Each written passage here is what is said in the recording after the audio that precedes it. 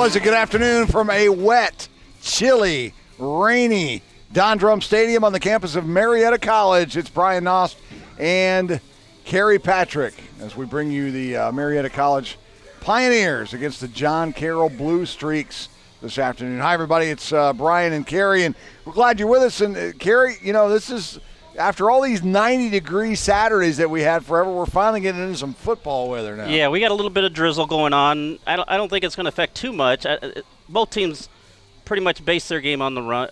I mean, McSweeney will throw the ball, but, of course, they got Tanner Clark. Yeah, they've got Tanner Clark. And speaking of him, he is having a pretty darn good year, except for that game, homecoming game against Heidelberg, where he was held to under 100 yards. He's having a pretty decent year. Tanner Clark for the Pioneers, second in OAC rushing average at 124.5 yards. He's tied for the league lead with 9 rushing touchdowns. Kyle McSweeney, fourth in the OAC with 222.3 yards passing, and tied for third with 16 touchdown passes. John Carroll returns a bunch of Letterman, 34 to be exact, and 12 starters. These guys are having a great year, Kerry. They're 5-1, and they hung 90 just 2 weeks ago on Capitol. This team is for real, like they always are. Their strength is their defense. They rank in the top 14 in both scoring defense and total defense. So that's where they hang their bread and butter, especially the defensive line, They call them the men of mayhem. Well, speaking of ranks, they are ranked 11th in the United States, in the country, according to the D25 college football poll for D3. And so Marietta has their work cut out for them. You are watching the Marietta College Pioneers live from Don Drum Stadium on the campus of Marietta College. We are set to go here. Marietta won the toss, by the way, and they have elected to defer. Logan Allward is going to have the kicking duties this afternoon, and back deep for John Carroll is going to be Devin Limerick, and also back there for the Blue Streaks is the guy that I did not call, and he gets the ball, of course. It's how it always works, Michael Canganelli. Canganelli will be starting at running back here for John Carroll today, and I want to remind you today's live stream is produced by 1455 Media. 1455 is a full-service multimedia firm by bringing big city production and small-town customer service to the Mid-Ohio Valley. Video works, folks, and when it's produced by 1455 Media, it works even better. Go to 1455media.com to learn more. That's the word 14. The number is 55media.com. Now, there was a flag on the play. Yeah, Canganelli's run is going to be erased by a holding call. Hate it when that happens. On John Carroll. Defensively for the Pioneers, Ahmad Muhammad is getting the start at defensive end. He's the reigning OAC Player of the Week, if I'm defensive not side, exactly. Yeah. So at quarterback for John Carroll is going to be Jake Floria. Canganelli behind him, and he gets the pitch right away to the left side. Gallagher chasing him and brings him down after really a no gain. He might have gotten back to the original line of scrimmage, but Kyle Gallagher is on the stop. Yeah, Gallagher was right there in the backfield the whole time. He broke free from the get-go, so it was a clean shot for him. Berzonski, Gallagher, Newberger starters, Giavengo, McClure, Folkert, Knox, Pryor, Greer, and Craig make up the defense, and Canganelli is off to the races at the 30, out across the 35 to the 40, and he is one arm brought down by, looked like Tay Pryor got him. Exactly. He's forced out of bounds. He just cut through the middle, and there was a gap there. Almost a reverse of the first play. Yeah. Gain out to the 42-yard line. 1st and 10, JCU. So John Carroll picks up the first down. The ball rests at the 42. And in the backfield, Floria is going to be sacked by Jesse Berzonski. By Jesse Berzonski. Yeah, you'll see here Berzonski getting good penetration. Loss of 7. Nice job there by 2nd and 17. Mitchell.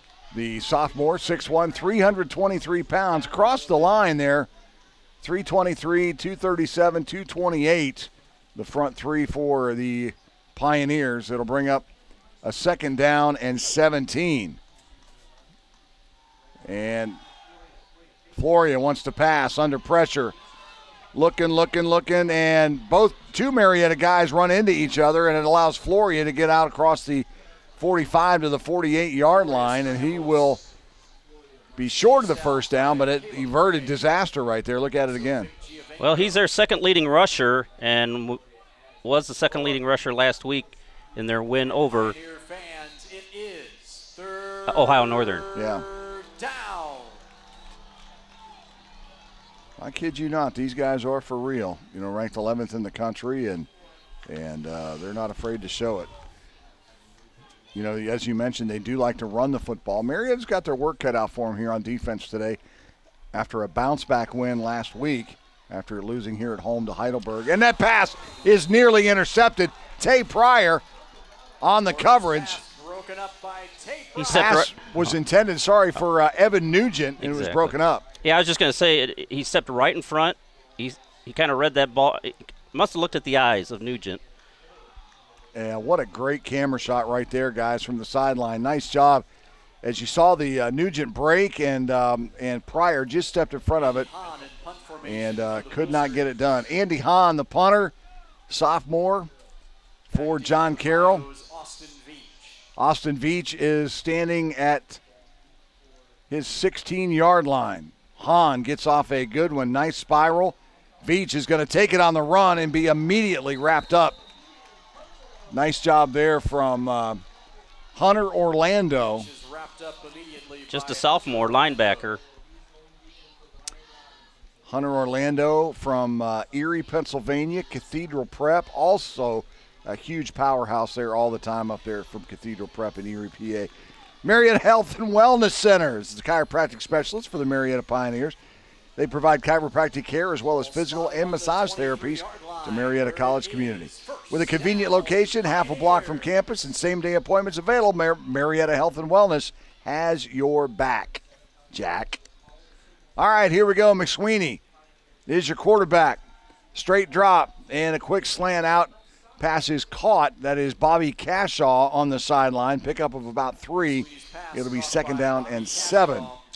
Yes, we'll have to see how much time McSweeney will get back there.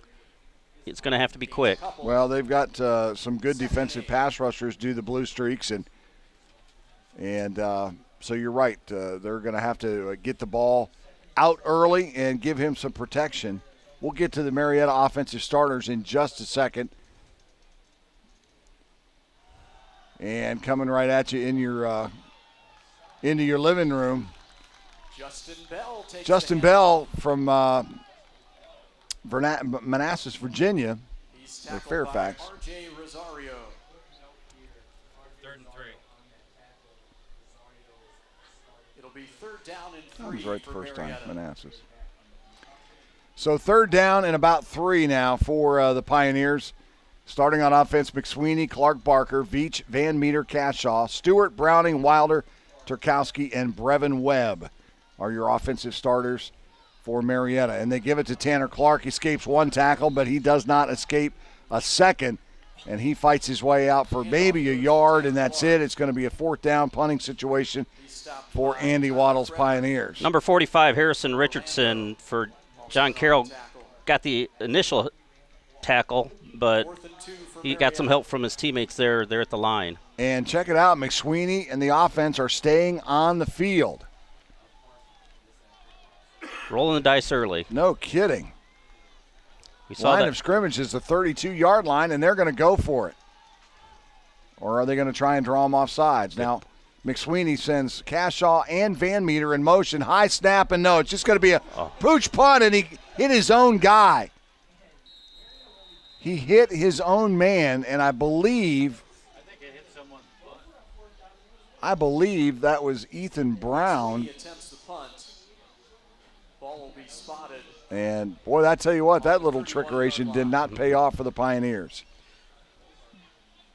I don't know. Even if it doesn't hit his own player, I don't know how much further that's going to go. Yeah. That's a risky move. Well, it's a risky move when you're playing a team like John Carroll, ranked 11th in the country, just hung 90 points on Capitol a couple of weeks ago, and now you give him 1st and 10 deep in Marietta territory, and they're going to give it to Canganelli over the left side. And Michael Canganelli down to the 25-yard line. Be second down and Brought down by Kyler Folker. gain of about 6, so it'll be second down and 4. Gain of 6, 2nd and 4. And John Carroll quickly up to the line again. You saw this offense with Heidelberg the other day, a couple of weeks ago. Heidelberg played hurry up all day long, and Marietta had such a difficult time stopping it. And we've got some encroachment by a look like Muhammad. Well, I don't know if he got back in time. Offside. No, he Defense didn't. number He did not. 32 causing an offensive player to move. The Yeah. 5-yard penalty will result in a first down. So that's Ahmed Muhammad, the reigning OAC Defensive Player of the Week. He gets the start today for Andy Waddle's Pioneers, and he jumped a little early there. So first down for John Carroll. Handoff around the end is Canganelli, and he's got a head of steam. Canganelli into the end zone. Only one man had a chance at him, and Drake Newberger couldn't wrap him up. Canganelli goes in from 20 yards out, and John Carroll leads it early, 6-0. It almost looked like the Marietta College defender tried to arm tackle him, and he, that's the worst place to get him, right? Right, yeah. I mean, this guy's like a brick house from the waist up, and Newberger has a shot at him here. He doesn't even really get a paw on him, to be honest with you. So Canganelli in from 20 yards out, and Anthony Lupo, second player from Erie, Pennsylvania, Cathedral Prep High School. Sophomore kicker will try the extra point. And it is up and it is good. So with 9:51 to go here in the first, the Blue Streaks strike first after a failed punt, that's what you want to call it, from Marietta. And so it's 7-0 here early.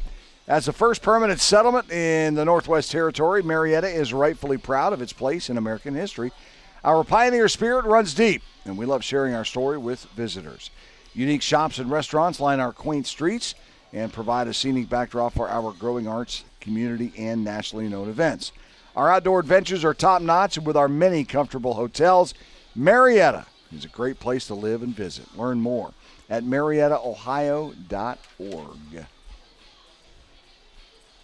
Well, we saw the fake punt work twice last night at the Parkersburg High School game against Spring Mills. I don't know if Marietta College was watching that video or not, but it I don't know. didn't exactly pay off on that series. And, I don't know if that's a play that they audible to. They get up to the line and they see the defense, and maybe McSweeney says, okay, well, I changed my mind. I'm going to punt. Mm-hmm. And, again, it obviously did not go well. I think it went off the back of Ethan Brown and bounced straight up into the air. So, at any rate, John Carroll took advantage of it, a couple of plays, and they were in the end zone. Tanner Clark is going to field it at the 6. Tanner Clark from Caldwell, Ohio, over the 20, out to the 25-yard line. He's going to be met there and Clark brings it out to around the stopped by Nick Erb, go for it. yeah, well, Number no, 30. Yeah, you do it. Number 30. Urban Novich. Close enough. Whatever you say, man. Okay. I trust you. That scoring drive, just 2 plays, 31 yards. It took 40 seconds. And Canganelli with a 2-yard run, or a 20-yard run, rather, making it 7-0. So McSweeney, Tanner Clark behind him. They'll send Bell in motion, and they give it to Tanner. Running right at you. Tanner brought down at just short of the 30-yard line. Tanner Clark with the run. So a pickup of almost 4 on the play. We'll see where they spot it. Man, I love this shot, guys. Great job. That's just running right at you into your living room. And what a great close-up shot on the sideline from our 1455 crew. We appreciate him so much. Braving the rain and the 55-degree temperatures today. 2nd and 6. They give it to Clark again, and Tanner is going to be met in the backfield. He'll lose a couple. All kinds of white jerseys there for John Carroll, led by Tyler Frederick. Yeah, running that short side of the field 2 plays in a row. Didn't equate into much yardage.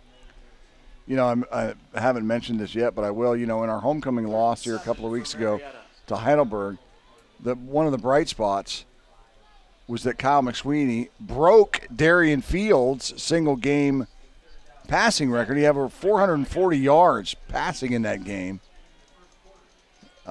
Did McSweeney in a losing effort. So it was funny. We had Darian Fields on at halftime as McSweeney's about to get nailed, but he throws it out of bounds, and he just does escape. But we had Darian Fields on at halftime of that homecoming game, and we were talking about all the records he'd set, and then McSweeney comes out and blows up the one that he had for the single game. But Darian doesn't seem like the type of guy that it would bother him. He doesn't care about records, man. No. He just wants to win. He wants to play. Help his family. Yeah. What a cool cat. Speaking of, halftime interviews coming up here today, you'll lose your job for about 7 or 8 minutes today as Cole Vivian, the Marietta women's basketball coach, is going to join us. Bailey Sprague gets off a really nice kick, and it's going to be fielded at the 38-yard line. Remember that Heidelberg game? He really struggled, and ball position really favored Heidelberg in that game. Oh, for sure. Nate Leopold on the fair catch right there. So John Carroll will start all over again at the 38-yard line. At least you're starting in their end of the field today for this possession. From their own 38-yard line, 1st and 10. So the Blue Streaks will start off. Again, the quarterback is Floria, and they give it to Devin Lemrick. Limerick across the 40 Limerick takes the handoff. to across the 45 to about the 47. Lemrick is the guy that killed us last year. We were beating John Carroll up at John Carroll by 10. We were up 24 to 14, and Lemrick scored 2 touchdowns in the last 9 minutes, and came back, and John Carroll beat Marietta last year 27-24. Marietta has never beaten the Blue Streaks. This is their 33rd meeting. John Carroll's won 30 times, and they have tied once. Yeah, so 32nd meeting. Right. Yeah, so I wasn't good in math in school. That's why I'm here to help you. Thank you. Yeah, I appreciate Ron you. was there to help me last night, and you're here to help me. Yeah, I heard you guys did a good job. I was Thanks. working last night, but I heard you guys Thanks, did a Brian. really good job, so that's awesome. First down for John Carroll. It is right at midfield, 50-yard line. The give is to Canganelli, and he is met in the backfield. Kyle Gallagher leading the way right there. And also in on the stop is Ahmad Muhammad. Has to be a better feeling when your backs aren't against the wall and the end zone's a few yards Yeah. away, and you got a little maneuverability there. Did I make up a word? I like that word. Okay. That was good. That was good. Rain starting to fall a little harder now. Not too many folks out today. I get it. It's youth football day here. You know, Ohio State's playing on television. It's raining. And, you know, you can watch the Buckeyes on your TV, and you can watch us on your phone or your laptop or desktop or whatever, iPad. Appreciate you tuning in. Floria gets the pass off to, I believe that's Canganelli, and it is. Floria's pass hauled No, in. no, Evan Nugent. Nugent, yes. Initial hit I was by looking at their Tate. quarterback. They have about 4 quarterbacks warming up there pregame, and Fiore, he was probably the shortest by a good couple inches. They had those prototypical looking quarterbacks warming up, but Yeah. they probably don't have the speed of Let him hear you. Well, he's listed as 6'1", Floria is, but but I'm not standing on the field side by side Yeah. with them. so 3rd down and 6 for the Blue Streaks. Pitch to Fiore, and it's Marietta's got that all the way. Canganelli, the ball carrier, and he is going to be stopped for about a 2-yard loss. Nice job by the Pioneers. Take your pick on who made the tackle there. Well, yeah, I mean, James Knox was in there, and a whole bunch of folks, but I think Knox led the way. Andy Hahn set to punt. Newberger was back there as well. So Andy Hahn will punt it. Veach is back to receive. At the 12-yard line is Austin Veach. High snap, and he can't handle it. He just falls on it. Marietta's going to get great field position as the ball is going to be spotted at the 40-yard line. That punter goes about 4'3", and it was way over his head. Check it out. Not a good snap. Whether Hahn is 5'8". Yeah, whether the water played a factor, who knows? But it was a high snap. Yeah, I don't know. He's 5'8". He had to go about 6'5" to get that, and he barely one-handed it. So Marietta gets a break there, and 1st and 10 from the John Carroll 40. The Pioneers will start this next possession. McSweeney brings a man in motion. That is Giovengo. McSweeney wants to throw. He has Giovengo at the 35. Flag comes in, and they run Giovengo out of bounds. McSweeney's pass hauled in by Gage. They're calling a takeaway there at the end of the tackle Flag on the play. as he's going out of bounds. Giovengo. Now the officials are going to get together and talk about it right there. But like you said, there's a flag down. There is. That may have been holding before the pass, and we'll see. If so, then that will negate the takeaway. Pass interference, offense number 38. That penalty is declined. The result of the play is a turnover, first down. So they're calling Andrew Barker for pass interference. And you look at it again, McSweeney, just a little 3-step drop. And by this time, they've already thrown the flag. Giovengo, the ball was caught by Gage. And Ariel Jimenez pulling it away, whether he's in bounds or not. That's a close call right there with all those players standing along there. Yeah. Well, the side judge there was pretty definitive in the fact that it was a takeaway. So just like that, John Carroll gets the ball right back, and they'll start at their own 34. Canganelli with the pitch on the left side, and he is met there by Ahmad Muhammad. Newberger also is there on the stop, and for good measure, Malik Melton gets in as well. Now, Marietta College had not lost a fumble all year. Does that count? I don't know that that's a fumble or not. That's a great question, Kerry, because you're right. They've fumbled the ball 7 times this year, and they've not lost one of them. But if I take it out of your hands, is that a fumble or is that just a I don't know, takeaway or whatever you call it? Floria's pass is complete to Keyshawn Coleman. And the ball is going to be spotted at the 39, so it's going to be 3rd and 6. 3rd and 5, correction. 3rd and 5.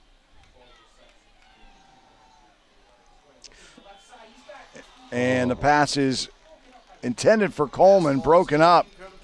Broken up by Tay Pryor there, and almost picked off. Check this out on the replay. Just about caught off the tip. Yeah. Almost intercepted by Vic Giovengo.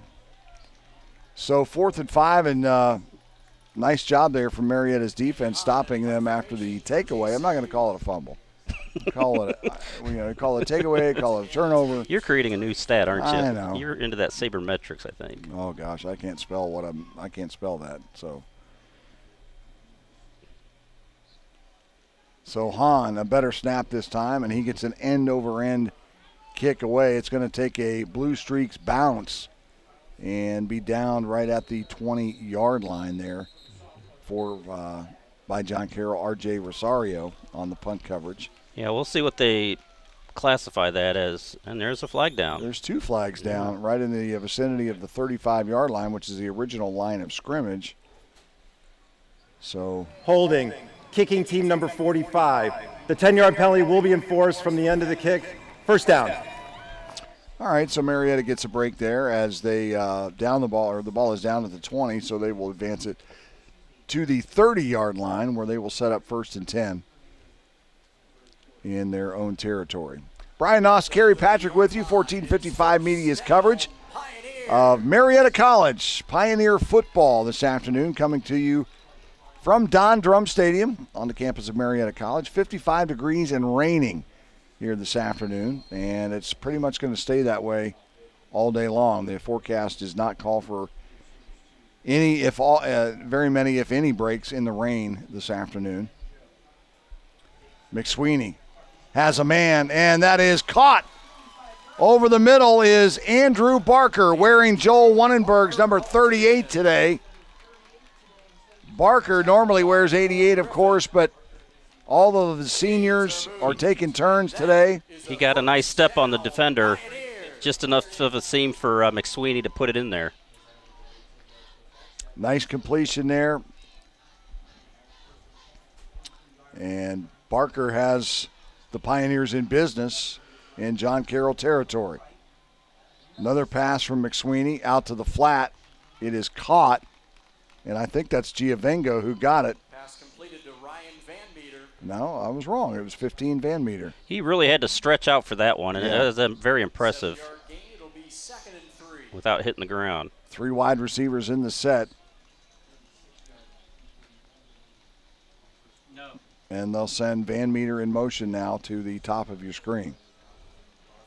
I don't know if you can either, but I'll try. Whatever. Hand off to Tanner Clark.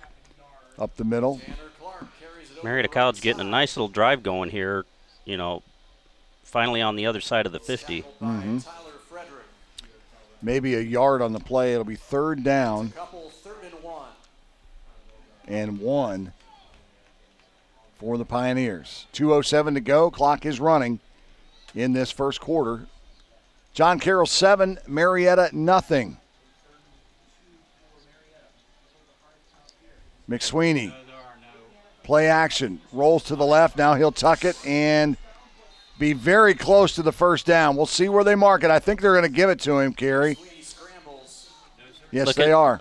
Tackle made by Ricker Teal. I was looking at the judge closest to us, and yeah, he had it marked at the 32, and the chain was at the 32 and a half. Yeah. Yeah, the McSweeney really putting his body right out there. Took a nice hit, but got the first down. Pistol formation now for the Pioneers. Tanner Clark right behind Kyle McSweeney, and he gives it off to TC. Tanner to the 30-yard line, and that's all she wrote. He'll get 3 on the play. It'll be 2nd and 7 as we are creeping inside or close to 1 minute to go here in the first quarter. Knock on wood, a fast-moving first quarter. Yeah, this is only my second time to see Tanner Clark, and I'm waiting for that breakout run, Well, that we've seen in the stats anyway. Last week he bounced back. Last week he had a decent week against Wilmington, and he got back on the positive side of 100 yards. Here's a trick play now for the Pioneers, going down the right side and incomplete. That ball, so McSweeney pitched it to Logan Domer, Domer's pass incomplete. and it was intended down the right side for Tanner, By Nate and it was just too far for him. Little wheel route that just did not have any success, so it'll bring up a 3rd and 8 yards to go for the first down for Marietta with 32.3 to go in the first quarter. Marietta College definitely thinking outside the box this week to try and come up with whatever they can.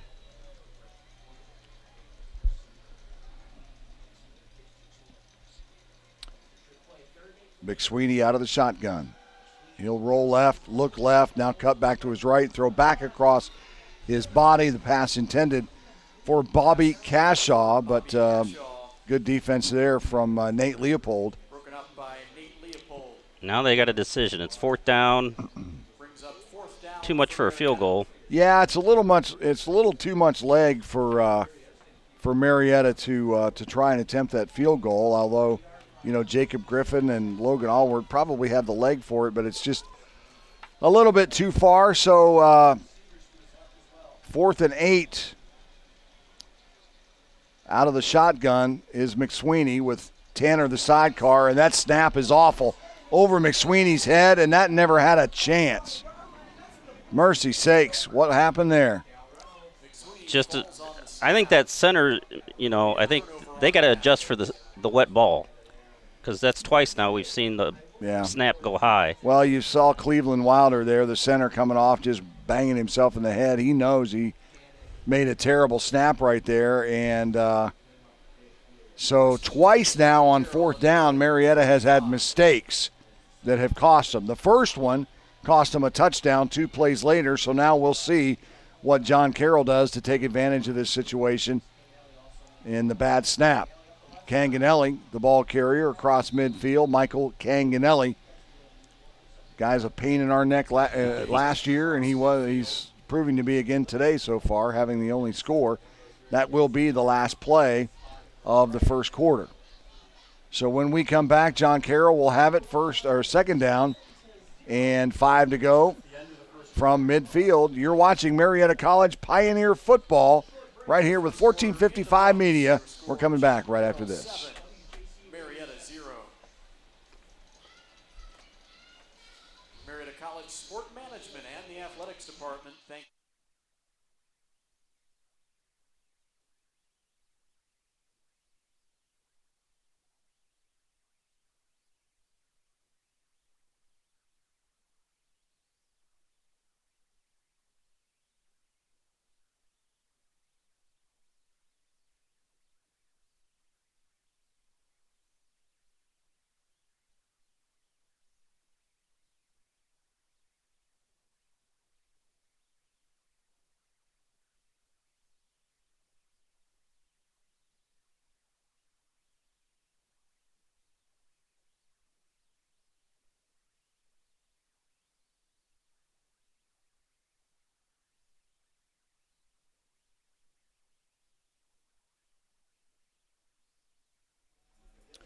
First quarter's in the books. John Carroll leads it 7-0, and they have the football. at midfield. It's Right at the 50-yard line, 2nd and 5 for John Carroll. Quarterback is Jake Floria.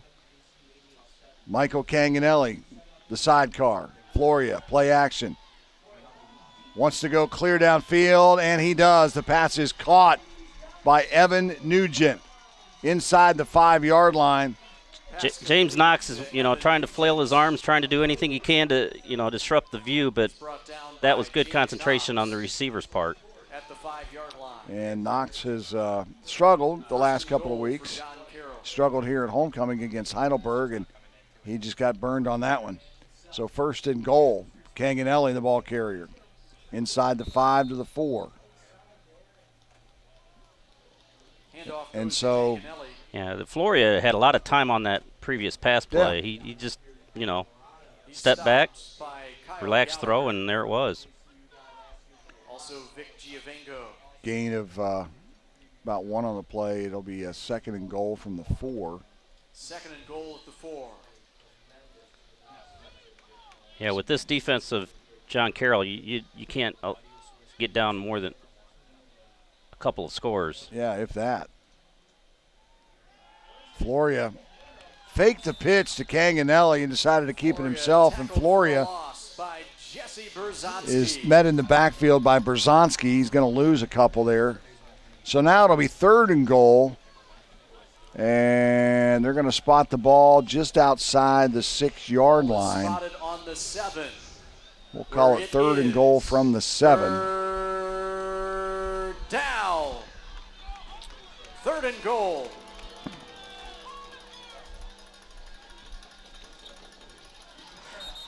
Marietta College, a little quick, or were they drawn off? Well, I think what they're saying is 78, Will McGinnis moved. And now they're going to say Marietta took a timeout. Yeah, they looked a little unorganized. Berzonski came off late. Their DBs were pointing to, direct each other to the right spot, and, John Carroll's ready to snap. Cardinals Yeah. from Otterbein will visit Don Drum Stadium for veterans. Full slate of games today in the OAC. Wilmington is at Baldwin Wallace. That game underway. Of course, John Carroll here at Marietta. Capital is at Ohio Northern. Mountain Union at Heidelberg and Muskingum at Otterbein. All of those games at 1:30. As you look at the OAC standings, Mountain Union leads the way in the OAC. They're 5-0, 6-0 overall. Baldwin Wallace leads a three-way tie in the OAC at 4-1 with Heidelberg and John Carroll. Overall, BW 5-1, Heidelberg 5-1, John Carroll 5-1. Marietta next at 3-2, 4-2 overall. Ohio Northern 3-2 in the OAC and 500 on the season. Again, fans, it is. And then Muskingum and Wilmington 1-4 down in the OAC, 2-4 and 1-5 respectively. Capital and Otterbein round out the bottom half, 0-5 and 0-6 respectively in the OAC and overall. So Floria, straight drop, and the pass is intercepted. Marietta intercepts it on the goal line, and with the pick is Brent McClure. And Ahmed Mohammed laid a hit on Floria, making that pass very difficult. So a huge defensive stand there from Marietta. They had it first and goal from the 4 on 2 consecutive plays, lost yardage, and then threw a pick. And how about that? Brent McClure. Yeah, I'm sure Floria is going to be watching Ahmed throughout the rest of this game and where his presence is. Well, Ahmed only a freshman, and you see now why he was one of the reasons why he was named OAC Defensive Player of the Week last week. Mm-hmm. Guy's dangerous. Tanner Clark over the left side, across the 15, out to the 18-yard line, gain of 5 on the play. He's brought down by Jack Burton. Yeah, you mentioned the three-way tie for second place in the OAC. John Carroll's loss, of course. The only one is to Mount Union. Yeah, Mountain Union, I mean, they're in a world all their own, aren't they? Number 2 in the nation again. 2nd and 5 for the Pioneers. McSweeney fakes the handoff to Tanner Clark, and the pass is intended for Ryan Van Meter. In and out of his hands, Van Meter was just leveled. That was Nate Leopold. Boy, he was waiting for the ball to arrive, and he was just going to lay the hit. He wasn't going for the ball. Well, even if Van Meter catches that, I don't know if that he hangs on to it after that brutal of a stick. So 3rd and 5 for the Pios. Ball at the 18-yard line. Bunch formation. McSweeney, straight drop, has a second to throw. The ball is tipped, I believe, at the line of scrimmage. It was intended for Gage Giavingo. I think somebody got a mitt on it. That was number 36, Nick. I got to look at my pronunciation. Urbanowicz. Urbanowicz, thank you. Yeah, no sweat. Okay. Thanks for the assist. Well, you being a former, I don't know if you See, I was a writer. I didn't have to pronounce these names. So you didn't have to do the phonetic stuff. Exactly. See, I've got phonetic experience. So. Thanks for being here, Brian. Yeah, well, hey, back at you. High snap. Bailey Sprague gets it off.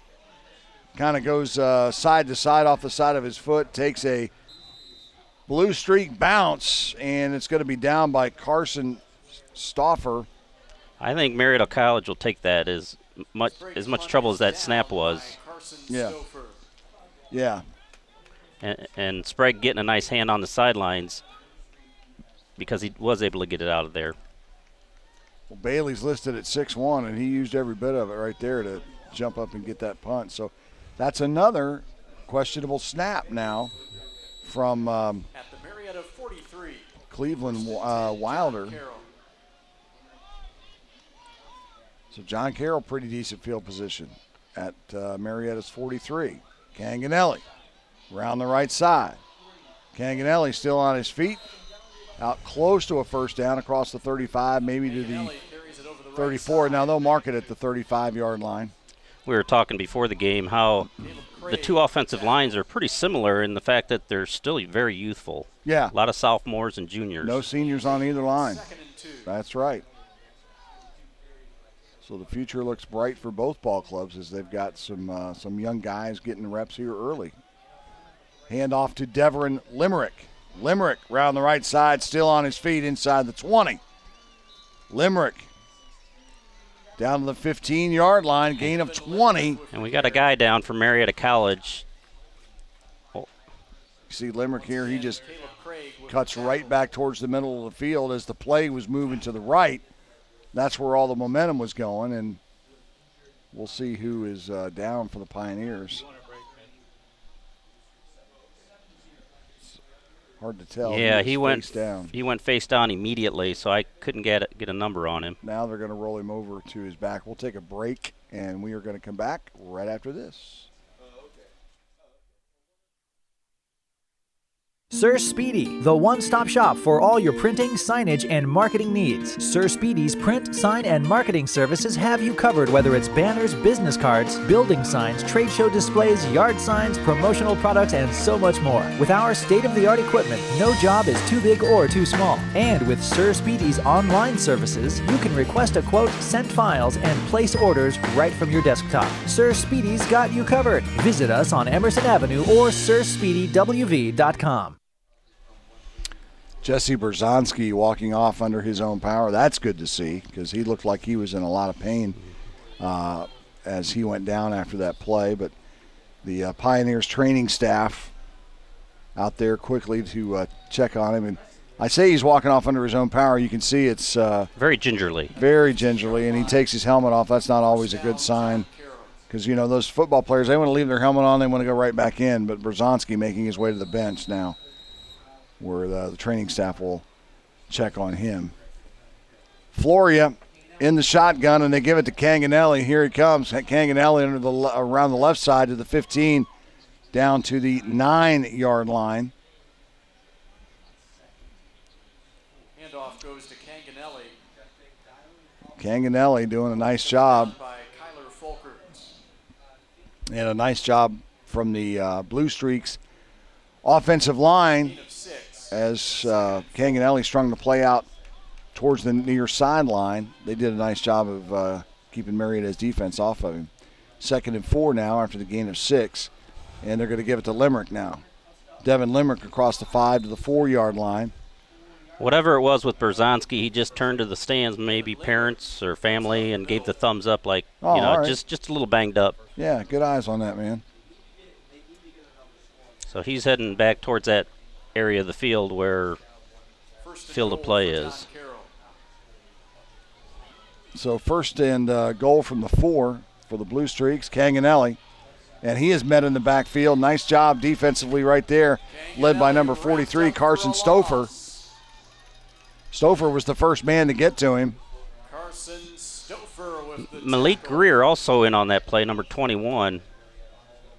Got a little bit of a hit on him. So a loss of 2 on the play.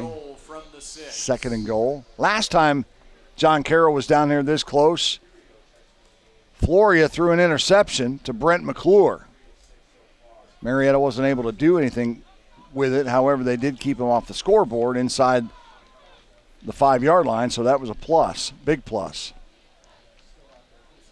Floria, 2 sidecars. Now they'll give it to Limerick. He's going to get into the end zone no problem over the left side.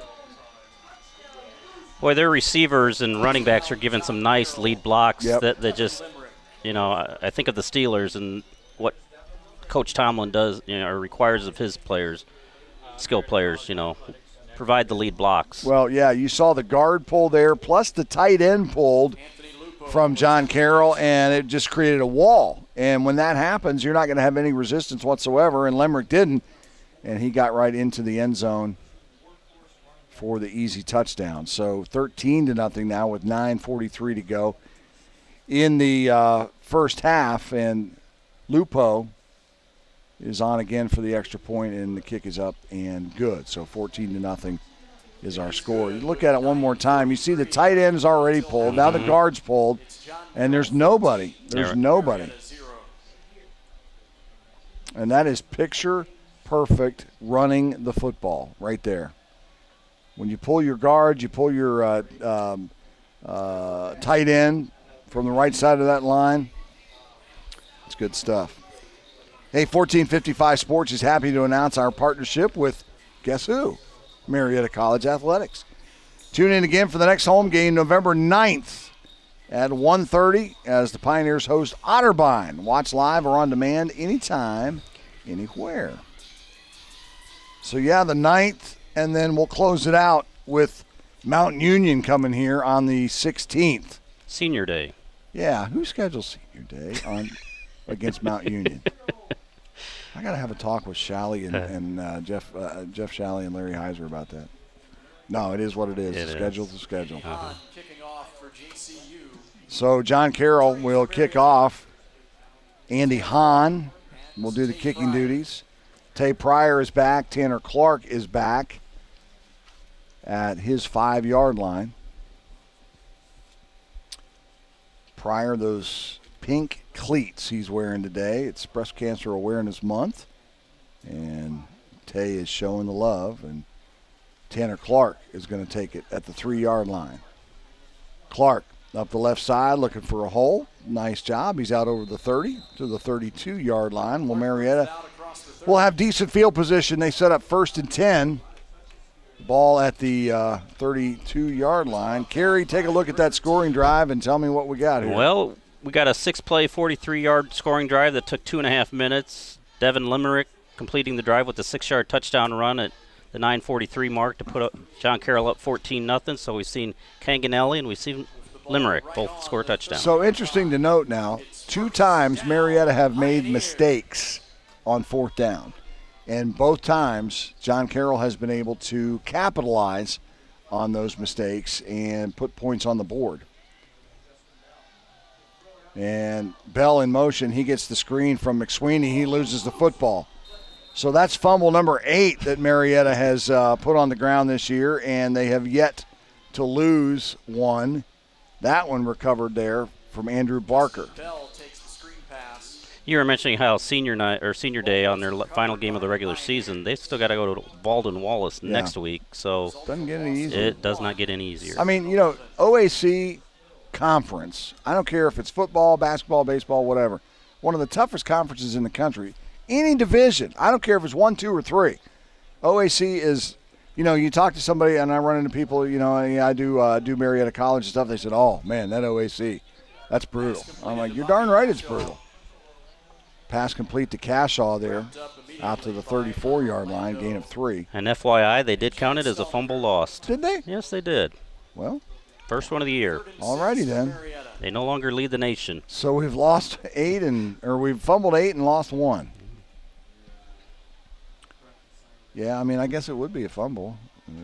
Otherwise, it would be classified as a handoff. Or an intercept. It can't be an interception. No, right. Pistol formation. Van Meter in motion coming at the bottom of your screen. McSweeney. A little bit of time to throw the ball. They get it to Van Meter, and it is caught. Van Meter at the 44-yard line. First down, Pioneers. McSweeney really hung in there because you have 3 John Carroll players on top of him after he threw the ball. Yeah. Oh, he just did get that left foot down. Nice job by number 15, Ryan Van Meter. Maysville, West Virginia. Played for my buddy Kevin Board over at Petersburg High School. So 1st and 10, Pios. McSweeney out of the shotgun. Sidecar is Tanner Clark, and they fake to him. Now McSweeney's going to step up, and he's going to get clobbered. I think his best bet was to give it to Tanner right off the bat, but he was set on throwing it. Chad Stallnicker, senior linebacker, in on the stop. Both in on the sack. And he had a little help from his friend Connor Bogard, the senior defensive lineman. You're seeing why this John Carroll front line is called the Men of Mayhem. Yeah. Pistol formation, McSweeney, and hold everything. Another flag on the field, and I think it may be a false start. Offense number 87. 5-yard penalty, 2nd down. Robert Nelson, guilty party. So it'll march the Pioneers back 5 yards. They're going the wrong way. They've got to get to the 46 of John Carroll for a first down, and they're not making it easy on themselves. Don't forget, coming up at halftime, Cole Vivian, head women's basketball coach here at Marietta College. They just had their Pio Madness last night.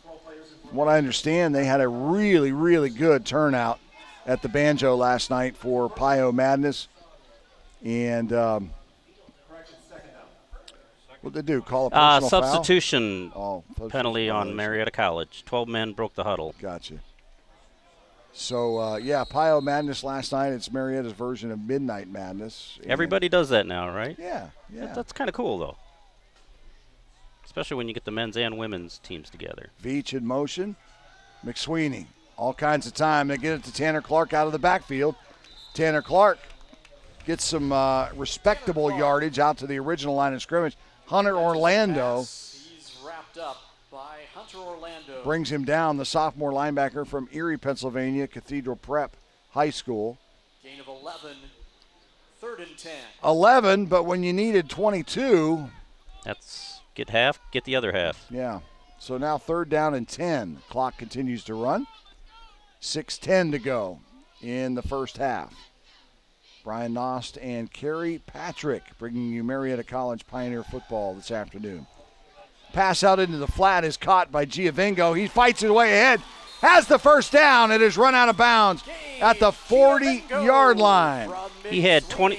Cole Griffin and Hunter Orlando both on him, short of the first down, but he just put his head down and got those extra yardage.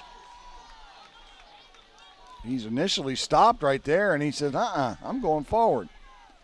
And speaking of going forward, Tanner Clark tries that very thing. I mean, at times, Marietta. Van Meter, my bad. At times, Marietta's moving the ball, but like you said, you get to that 4th down situation, and they just get stuck. Well, 2 mistakes on 4th down have cost them 14 points, and that's otherwise we're at double zeros in this ball game. Marietta's done a really, really nice job of shutting down this John Carroll offense. It's not like they've had long, sustained drives or anything like that. It's just those mistakes deep in your own territory that get you. Good look at Kyle McSweeney right there. Man, I love that camera shot, guys. Nice job. They give it to Tanner Clark. Clark down to the 35-yard line. They'll give him 3 on that carry. Clark takes the handoff. So it'll bring up 3rd and 4. Brought down by Probably in 4-down territory again, so Stop made there by Connor Bogard, big old senior linebacker.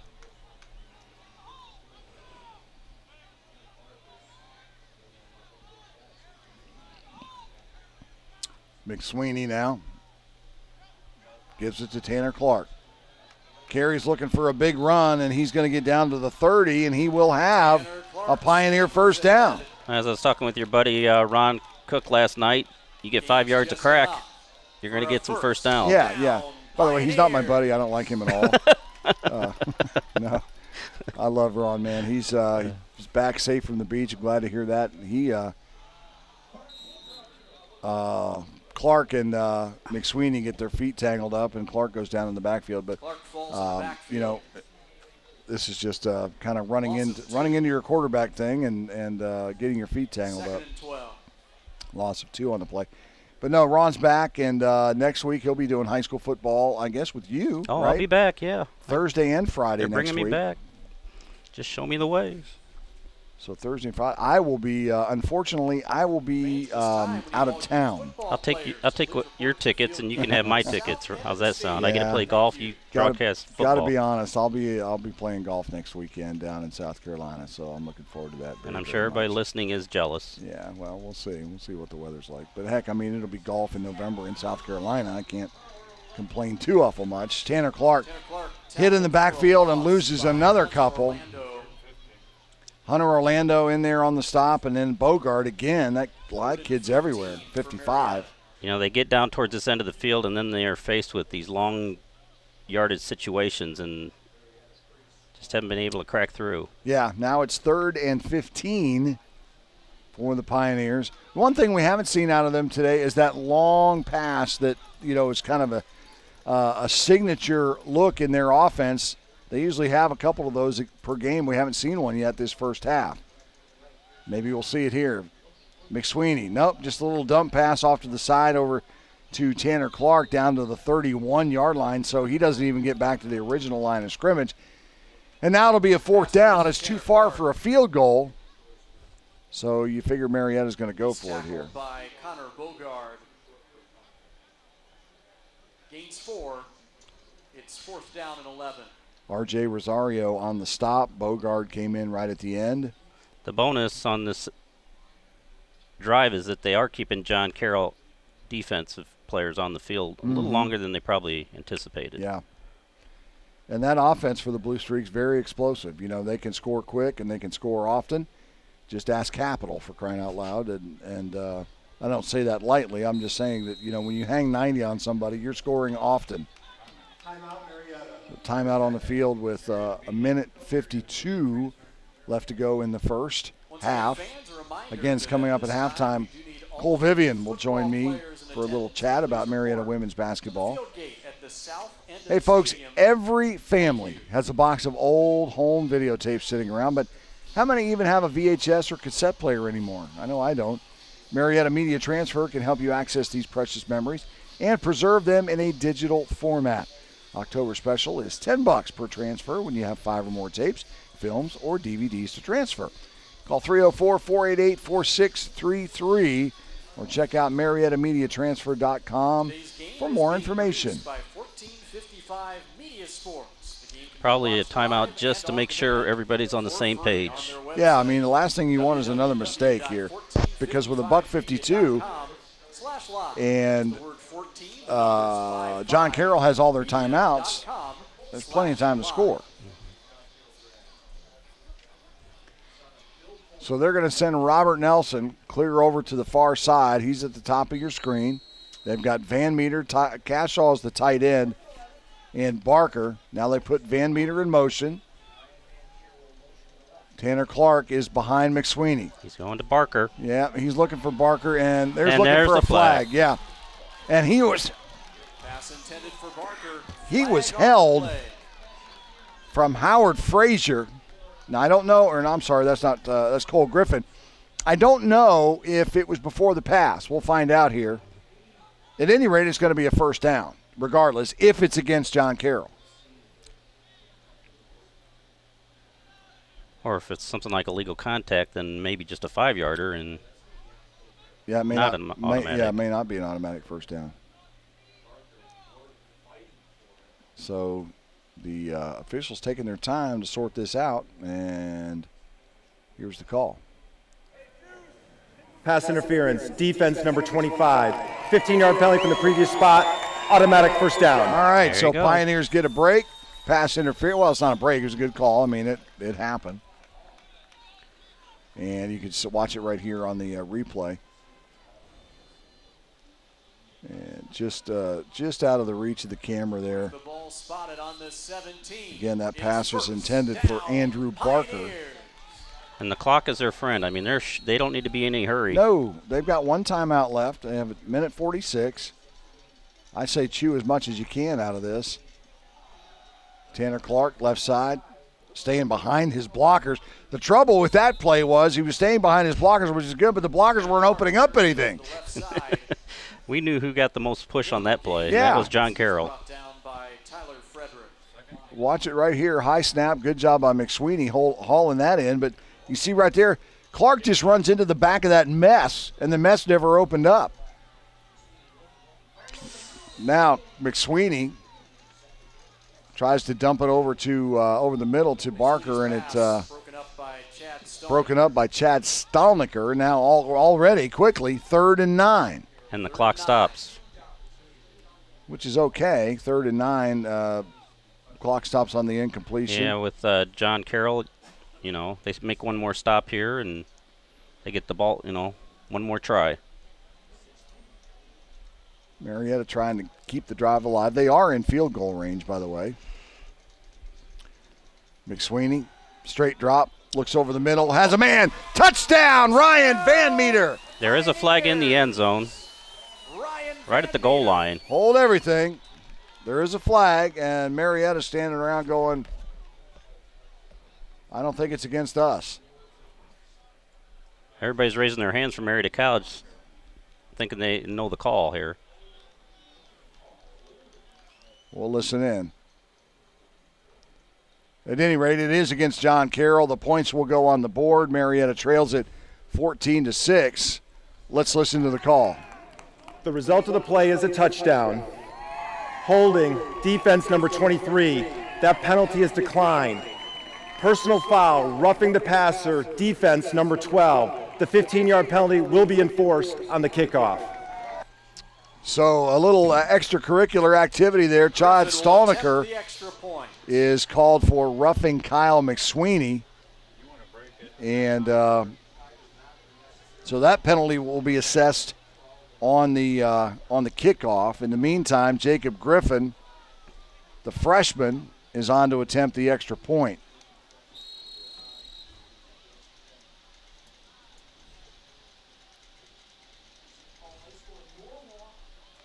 And the kick is up, and the kick is good. +1 for the Pios with 1:12. Justin Harvey on the hold. You can look at the pass play right here. Nice route right across the middle. It's just a slant, and touchdown Marietta. 1:12 to go in the first half. We will come back and call it for you right after this. You're watching Marietta College Pioneer Football, 1455 Media.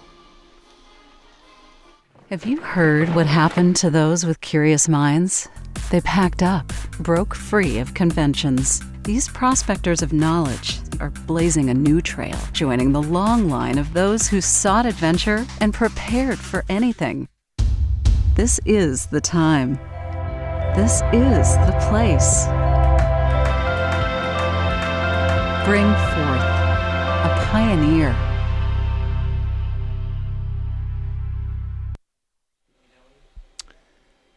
Welcome back to Don Drum Stadium on the campus of Marietta College. Brian Nost, Kerry Patrick bringing you Marietta College Pioneer Football.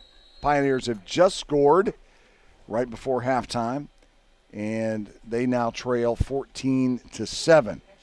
And, Kerry, how big is that score, going into halftime? Well, you and I were talking about, we haven't seen a whole lot of those pass routes that we saw against Heidelberg that got McSweeney a lot of success. Well, yeah. Van Meter ran a perfect route. Nice slant right there. And right before halftime that cut it to a touchdown. You go in and on a high and see what happens, hopefully, if they can stop them here. Well, yeah, you want to stop them here. And what I like about Marietta's defense this first half is anytime that John Carroll has started in their own territory, Marietta's done a pretty good job. It's when Marietta has made those mistakes on fourth down with the botched punt and, the other mistake that they made, that's when we've had a little bit of an issue, and they've scored some points on us. And that's the difference in the ball game right now, quite frankly, for John Carroll, as Canganelli has the ball and goes ahead for about a half a yard, and that's it. Nice job again by the Pioneer defense. Muhammad in there on the stop. He's been all over the place today, and they give it to Canganelli again. And Canganelli a little bit more room this time over the right side. And he's going to be brought down by Malik Greer, made the initial contact. Gallagher also helped him out. So John Carroll not taking a timeout here. Well, because if you don't make the first down, they've got a punt. And Marietta College has the one timeout. But they get the first down. Does the tables turn now? Yeah. But only 15 seconds left. So this will be, unless it's an incompletion, the last play of the first quarter, or first half rather. And they're going to snap the ball with just a second or two left. They'll give it to Canganelli, and he tries to turn it on upfield, and he is going to be met and stopped. Canganelli carries it. Great job right there by Brent McClure on the stop, and that'll do it for the first half. John Carroll 14, Marietta 7. Stay with us when we come back. Cole Vivian, head coach of the Marietta College women's basketball team, will join me right here at halftime. We're coming right back.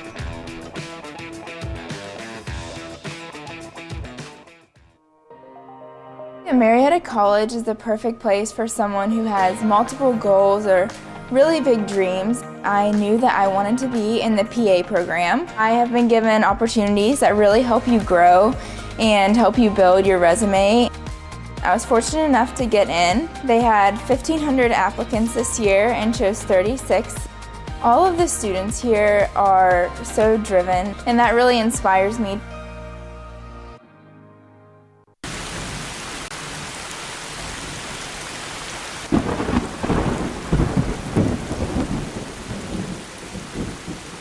Anytime, any place, any weather. Ramjack, a division of Moran Construction.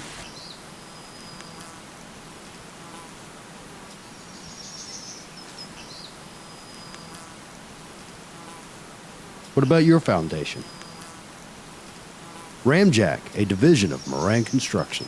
The first 3 weeks here, with the home being set up and the Ohio store, or at least are familiar with everybody on campus, and everybody here smiled.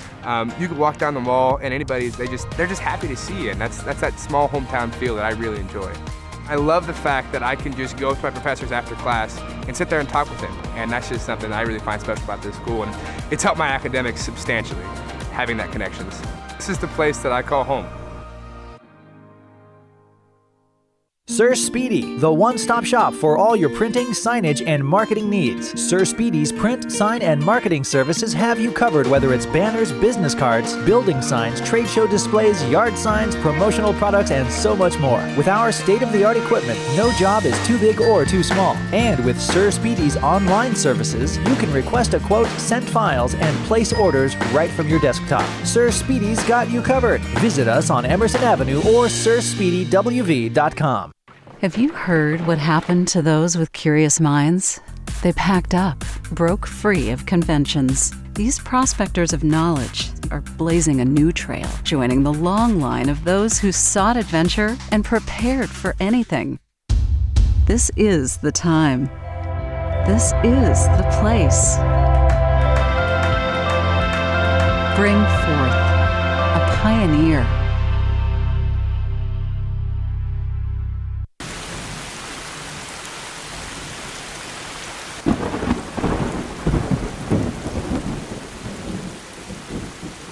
Anytime, any place, any weather. Ramjack, a division of Moran Construction.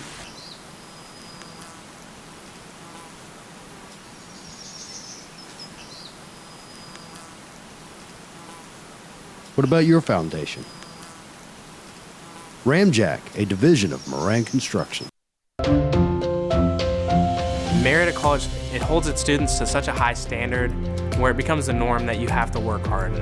He actually signed me up for the hardest math competition for any undergraduates in the United States. I'm glad that he saw that in me. And this is the place that makes me feel like myself. Sir Speedy, the one-stop shop for all your printing, signage, and marketing needs. Sir Speedy's print, sign, and marketing services have you covered, whether it's banners, business cards, building signs, trade show displays, yard signs, promotional products, and so much more. With our state-of-the-art equipment, no job is too big or too small. And with Sir Speedy's online services, you can request a quote, send files, and place orders right from your desktop. Sir Speedy's got you covered. Visit us on Emerson Avenue or sirspeedywv.com.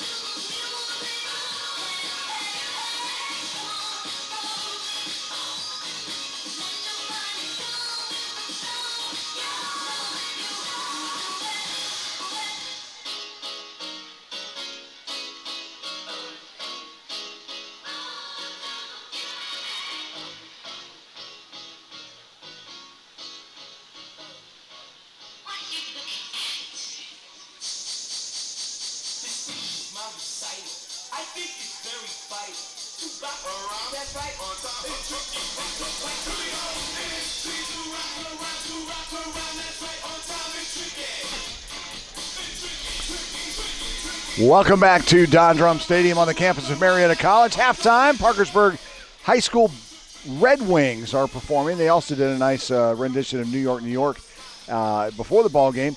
14-7 is our score. John Carroll over Marietta, but the Pios put it in the end zone with $1:52 to go in the first half to make it a 7-point game. I'm joined now at the half by the head women's basketball coach, Cole Vivian. Man, welcome.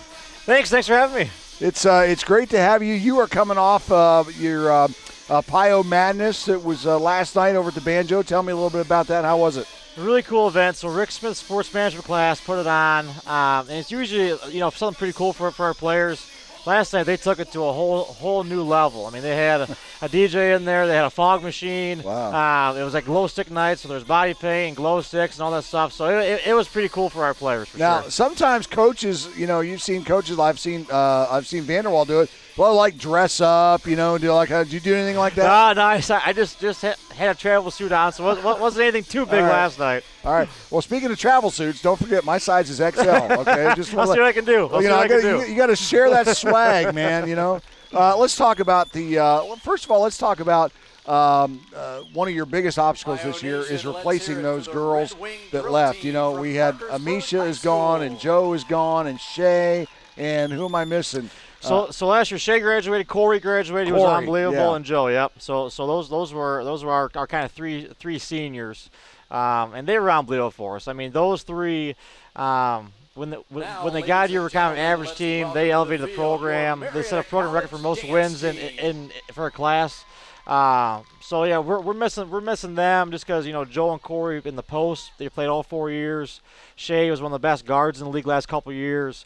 So we're kind of leaning on some different players this year to start out. I love that shot of you just a second ago when we saw Marlo make that three from the corner, and you just kind of pumped that fist and put the dagger in.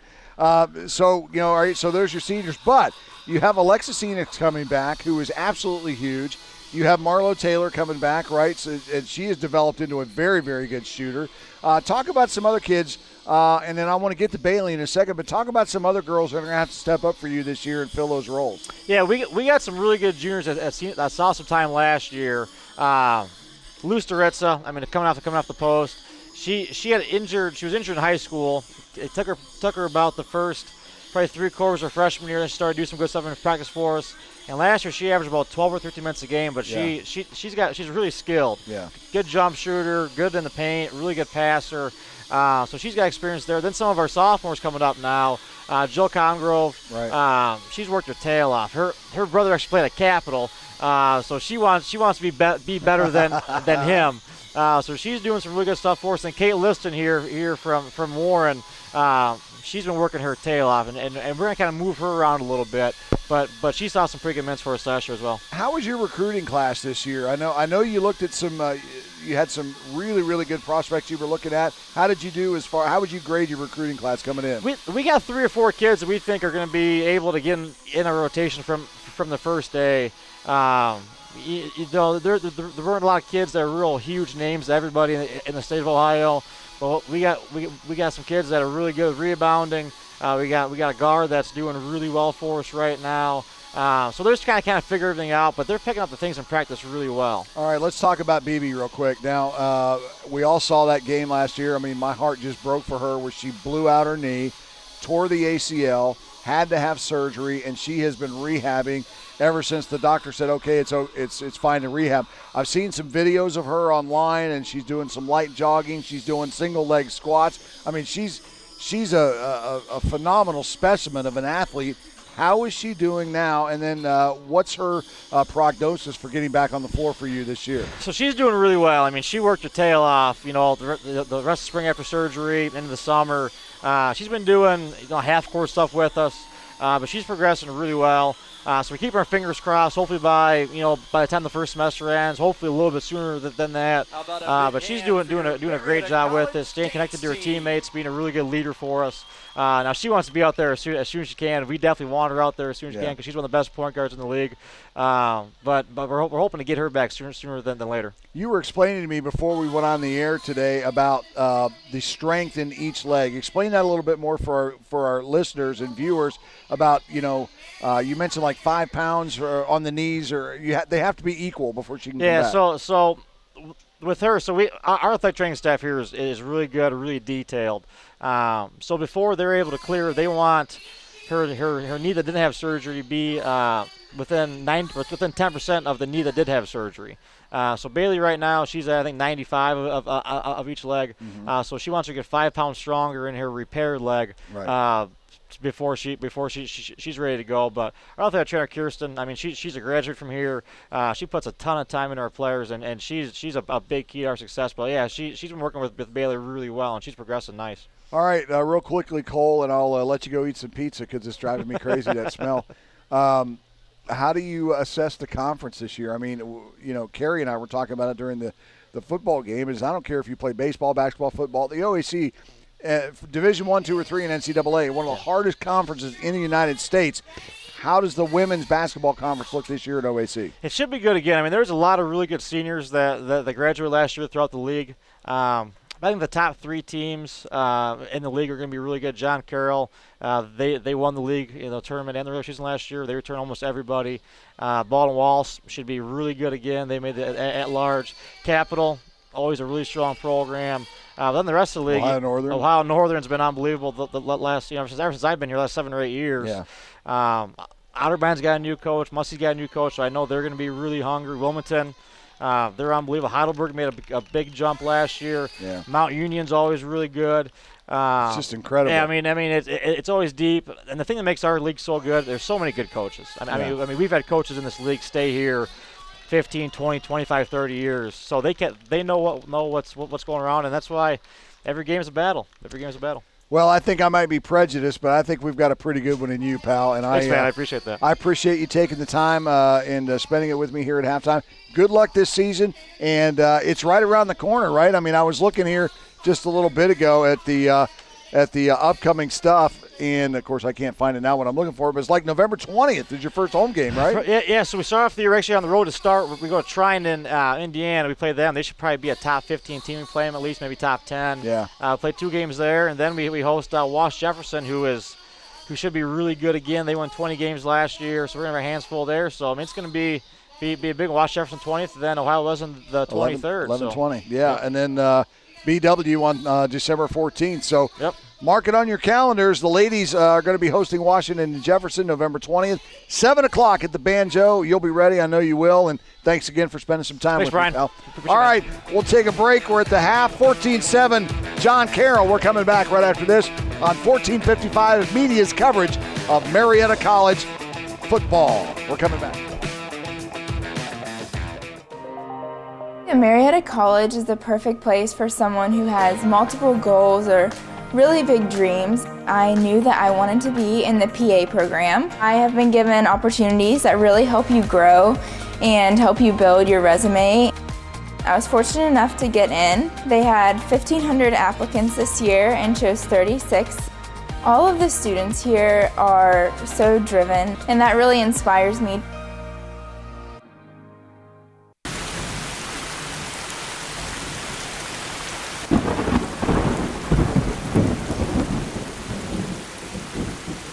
Anytime, any place, any weather.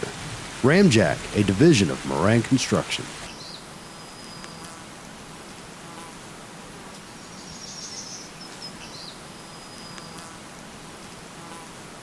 What about your foundation? Ramjack, a division of Moran Construction.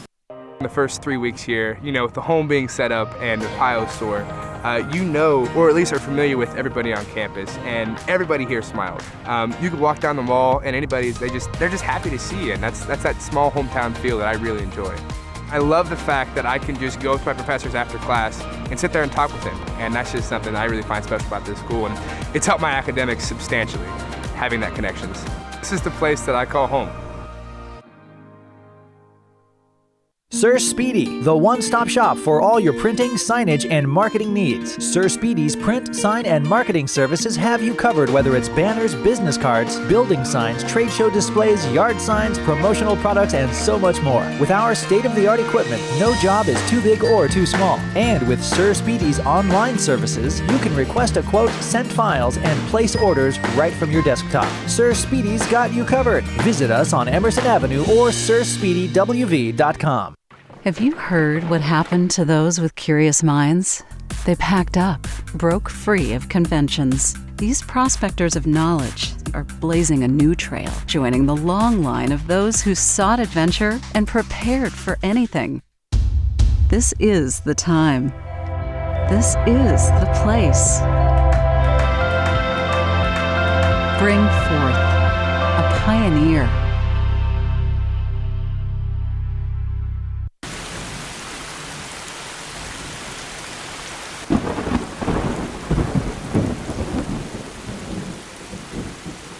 Anytime, any place, any weather.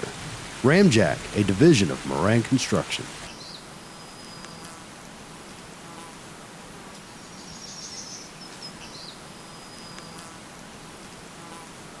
What about your foundation? Ramjack, a division of Moran Construction. Marietta College, it holds its students to such a high standard where it becomes the norm that you have to work hard. And he actually signed me up for the hardest math competition for any undergraduates in the United States. I'm glad that he saw that in me. And this is the place that makes me feel like myself.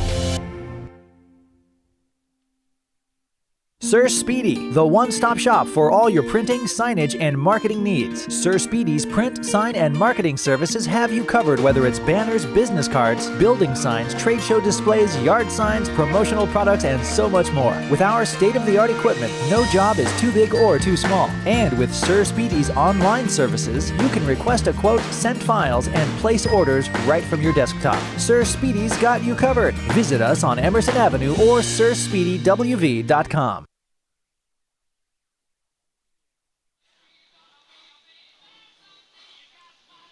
Today's game is being produced by 1455 Media Sports. The game can be watched live and on demand for free on their website. It's www.1455media.com/live. That's the word 14, the number's 55, media.com/live. And fans, let's welcome back your Pioneers for the second half.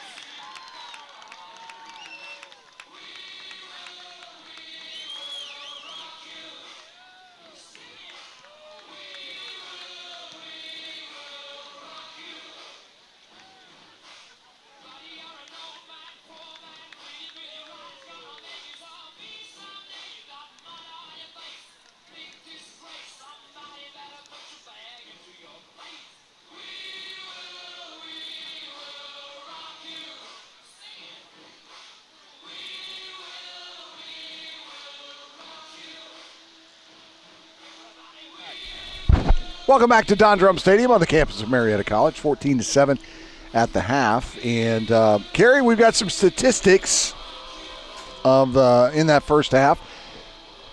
Tanner Clark not having the day that you would like to see him. I still haven't seen him bust out, but I'm hoping for a big second half. Yeah, he's 11 carries and a net of only 15 yards. Marietta on the ground, a negative 15 yards rushing in that first half. Passing, Kyle McSweeney, 12 of 17 for 106 yards. Longest was 27, and that accounts for one touchdown. The first downs are knotted at 8 apiece. Again, minus 7 yards rushing for, or minus 15 yards rushing for Marietta, and 120 yards rushing for John Carroll on 24 carries. 57 yards passing for John Carroll and 106 yards for Marietta. 3 scores in that first half, 2 of them by JCU and 1 by Marietta. That coming on a 16-yard pass from Kyle McSweeney to Ryan Van Meter, a drive that took 15 plays, covered 70 yards, and 8 minutes and 31 seconds off the clock. Marietta doing a great job managing the clock there at the end of the first half to pull it to within 7 at 14-7. The one stat that kind of stands out immediately is, you got the OAC Offensive Player of the Year from John Carroll. Quarterback Jake Floria threw for 6 touchdowns last week. He's 3 of 6 for 57 yards, no touchdowns, and 1 interception. Yeah, man. I mean, I like what we're doing to try to stymie him, but they have to figure out a way to stop their leading rusher, Canganelli, because he's got 16 carries for 87 yards, and unfortunately, that's just not going to get it done, you know. But as you mentioned, that last drive, 8.5 minutes, and that gave Marietta College the advantage on time of possession for the half, 16 minutes to 16 to 13 and a half. You're watching the Marietta College Pioneers live from Don Drum Stadium. Brian Nost and Kerry Patrick. And, of course, Marietta College deferred, so they will get the ball first in the second half.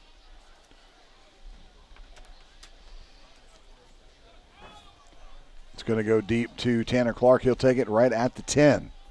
Tanner Clark, left side, makes a guy miss, runs out of bounds at the 30-yard line. Tonight's ball game, and it looks like a flag on the sideline. Today's live stream is produced by 1455 Media. 1455 is a full-service multimedia firm bringing big city production and small-town customer service to the Mid-Ohio Valley. Hey, listen, folks, video works. When it's produced by 1455 Media, it works even better. Go to 1455media.com to learn more. That's the word 14, the number's 55media.com. So I'm trying to figure out the rushes here, and I'm not sure that I'm figuring this out correctly. The team rush, they gave a team rush for negative 15. Yeah. But you add it all up for Marietta College, they're at 7 yards. Yeah, so 7 yards of total rushing offense on 15 carries. Correct. So, yeah, I just want to make sure I had that right, because a second ago I said it was negative 15 yards, and then that was not true. That was the actual rushes. So, a late hit out of bounds penalty against John Carroll. Marietta will have fantastic field position starting at their own 45-yard line to start the second half. McSweeney, the quarterback, and they give it to Tanner Clark. Left side, Clark turns the corner, crosses midfield over into Blue Streak territory. Tanner Clark takes it over the left side. Gets about 9 on the play, and that was a short field that they used right off the bat in the first quarter, 2 straight plays. So it does work here in the second half. Chad Stolniker there, number 12 on the stop. Gain of 8, 2nd and 2 now for Marietta, and they give it to Tanner again. Following his blocker, that's the center, Cleveland Wilder, over the left side, and Clark will be close to a first down, and they are going to give it to him. And that's just enough. They'll move the sticks. Down, Pioneers. Well, I guess Floria can't throw if he doesn't have the ball, because we haven't seen John Carroll on offense for a long time. Yeah. McSweeney, little 2-step drop, and that pass is batted down right at the line of scrimmage, and guess who? Connor Bogard. 2nd and 10.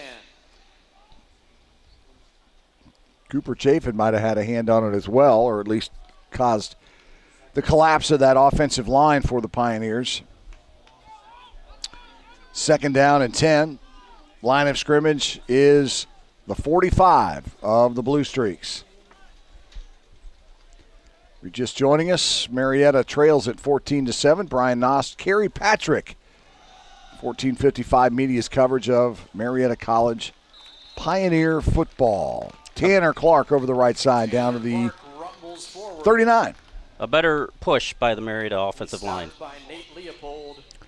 The rain has stopped for the most part. Maybe a slight drizzle out there, but you don't see very many umbrellas. A lot of ponchos today, but no umbrellas up at the moment. So that's good news. Temperature's still lousy, though, at 55 degrees. It's beautiful in here, though. Yeah. Nicest press box that I've ever worked in. It's really, really nice. McSweeney, swing pass, screen to Tanner Clark.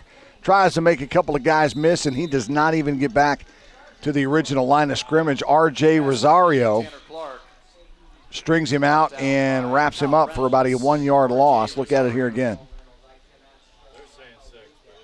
Here comes Rosario, number 1, and actually 23, Ariel Jimenez got there first. None of their linemen were able to get out and provide those lead blocks. No.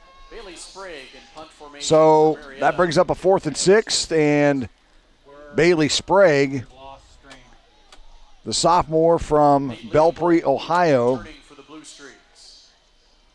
is back to do the kicking. Rugby-style kick, and Bailey gets off a good one. Bailey Sprague coffin corners it down inside the 10-yard line, Actually, they'll mark it right at the 10. So a nice job by Bailey Sprague. And you remember a couple of weeks ago, he struggled against Heidelberg, but boy, he's redeeming himself here this afternoon. Nice job. I'm sure that's a distant memory in his Yeah, book. well, it has to be. Well, you sure don't want to. Short-term memory. Yeah, you don't want to dwell on that kind of stuff. You just can't.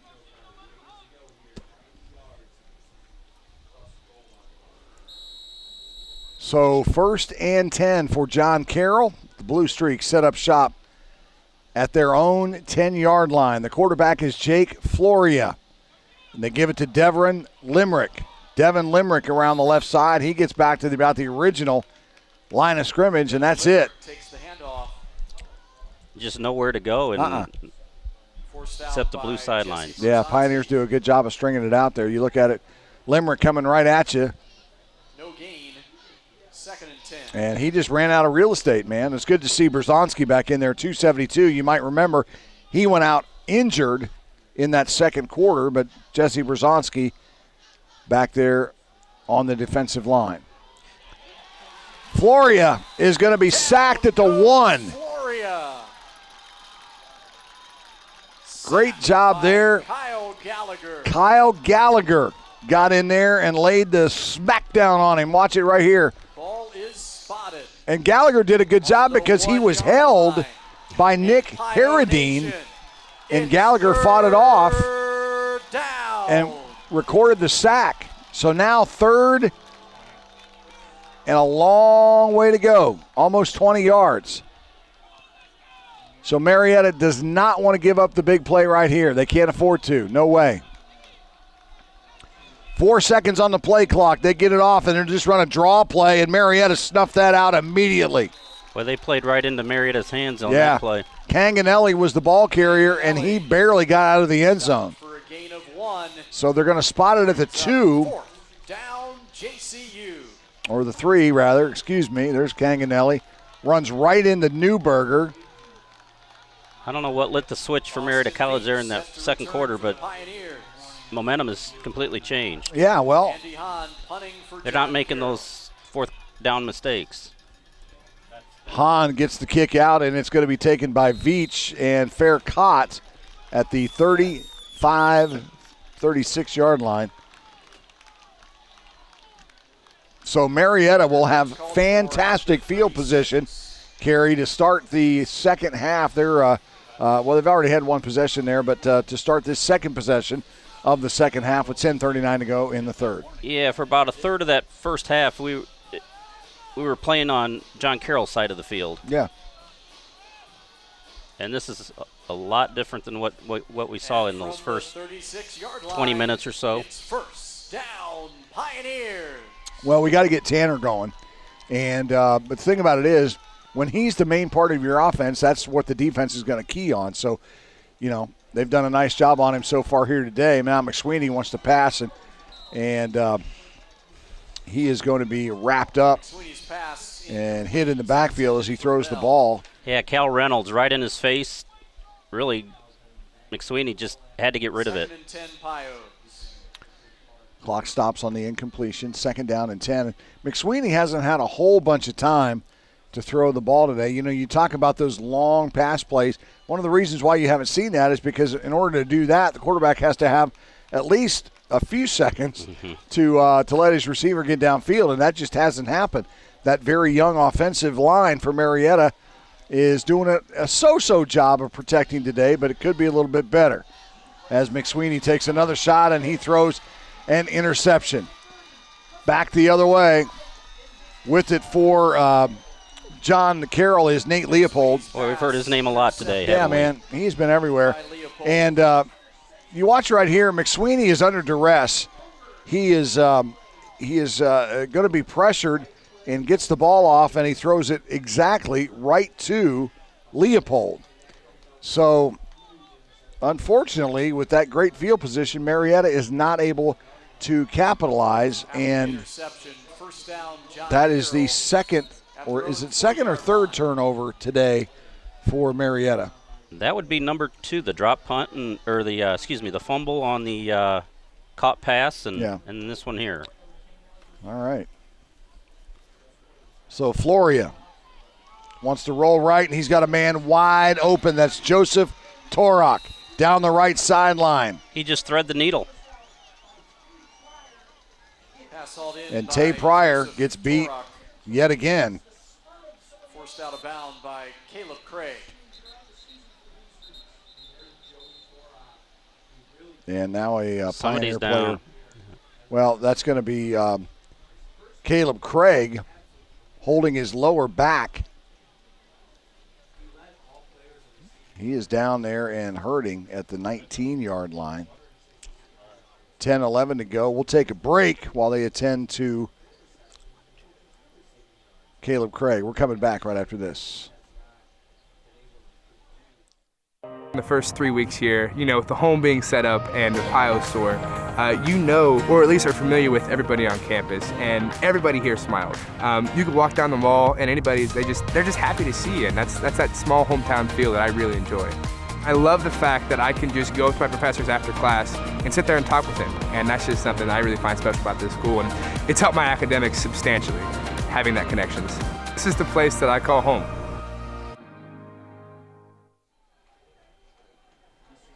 Caleb Craig making his way off the field, the sophomore from Zanesville, Ohio.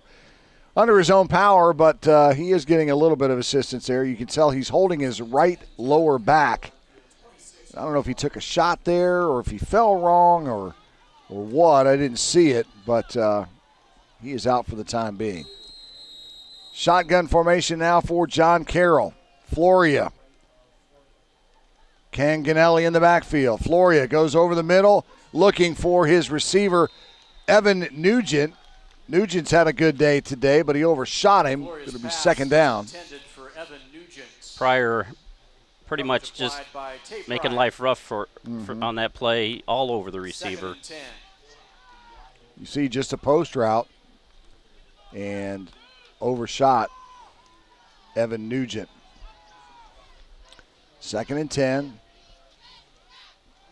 Hand off to Canganelli over the right side. Canganelli doing a nice job of getting that first down. Drake Newberger on the stop for the Pioneers, but first down, Blue Streaks. I think he found another gear there at about 5 yards after the carry. Yeah.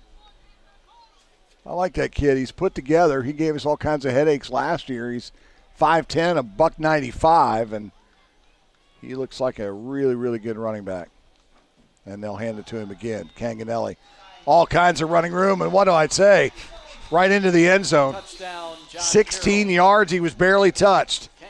Super job by that John Carroll line, opening up some room on the right side. Canganelli took advantage of it, cut back into the center of the field, and he scored. Watch it right here. And we hadn't seen the defense really give up too many holes in that first half, other than maybe 1 or 2 runs from Canganelli. Mac Tice got an arm on him, and that was it. Max couldn't bring him down, and Canganelli 16 yards into the end zone, and just like that, John Carroll out to a 20-7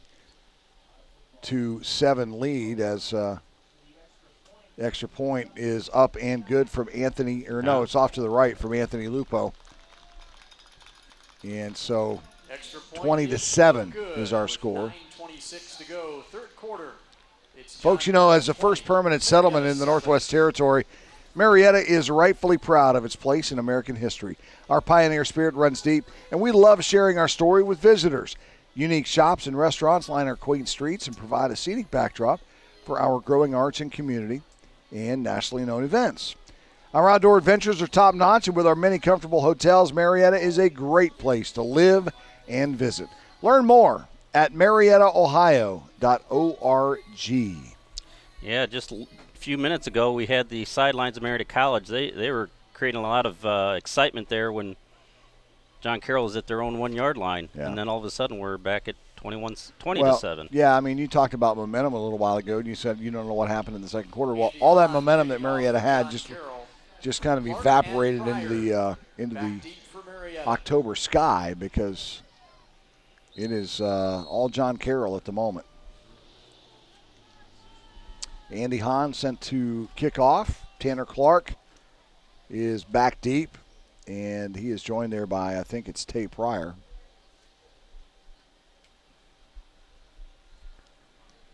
Hahn sends it Clark's way. And Tanner takes it up the left side, gets out of bounds at the 24-yard line. That last drive for John Carroll, 4 plays, 60 yards. Quick hitter, 54 seconds is all it took. Canganelli, the 16-yard touchdown run, his second of the game, came at the 9:26 mark and put John Carroll up 20-7. Yeah. And from the 24-yard Next line, week, the Pioneers are on the road as they visit Baldwin Wallace. 1:30 start next week. Tanner Clark, the ball carrier, over the left side. He gets across the 25, and Clark takes it over the left side. that's about it. First hit by Tyler Frederick. Second down. Other scores that of interest. Kansas State is beating Oklahoma in the fourth quarter at Kansas State, 48-30. Who would have thought that? Not Oklahoma. No. Kansas State maybe, but not Oklahoma.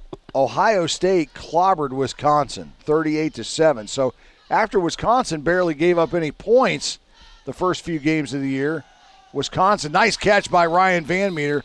Wisconsin has dropped back-to-back ball games on the year. Iowa beat Northwestern. Appy State beat South Alabama. And those are the ones of note. West Virginia is off today. They are playing on Thursday night. I believe Ohio's at Ball State here right about now. Yeah. A lot of good games tonight. Penn State, Michigan State, Auburn, LSU. Be a good day to. We need one upset per week, right, Brian? Yeah, well, we have. Georgia a couple weeks ago. Yeah. Well, I think,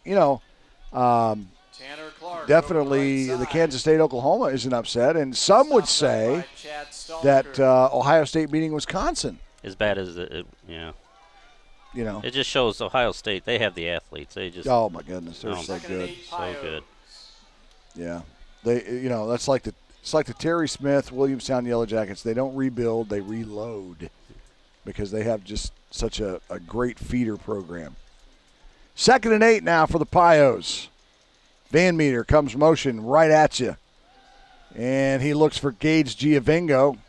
And he made the catch out to the 37-yard line, but he got back to the original line of scrimmage, and that's it. Well, the players for John Carroll are arguing, that it wasn't a catch, but it only turns out to be about a yard gain. So if that, yeah. So I don't think they need to argue.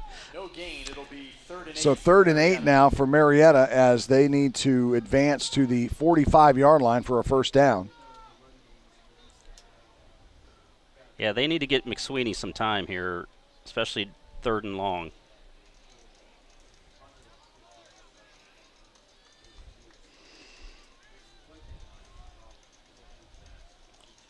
Now, why the clock stopped if the pass was complete, I don't have a clue. But at any rate, McSweeney's pass tipped by Cal Reynolds. Tipped at the line of scrimmage by Cal Reynolds, number 44. 4th down.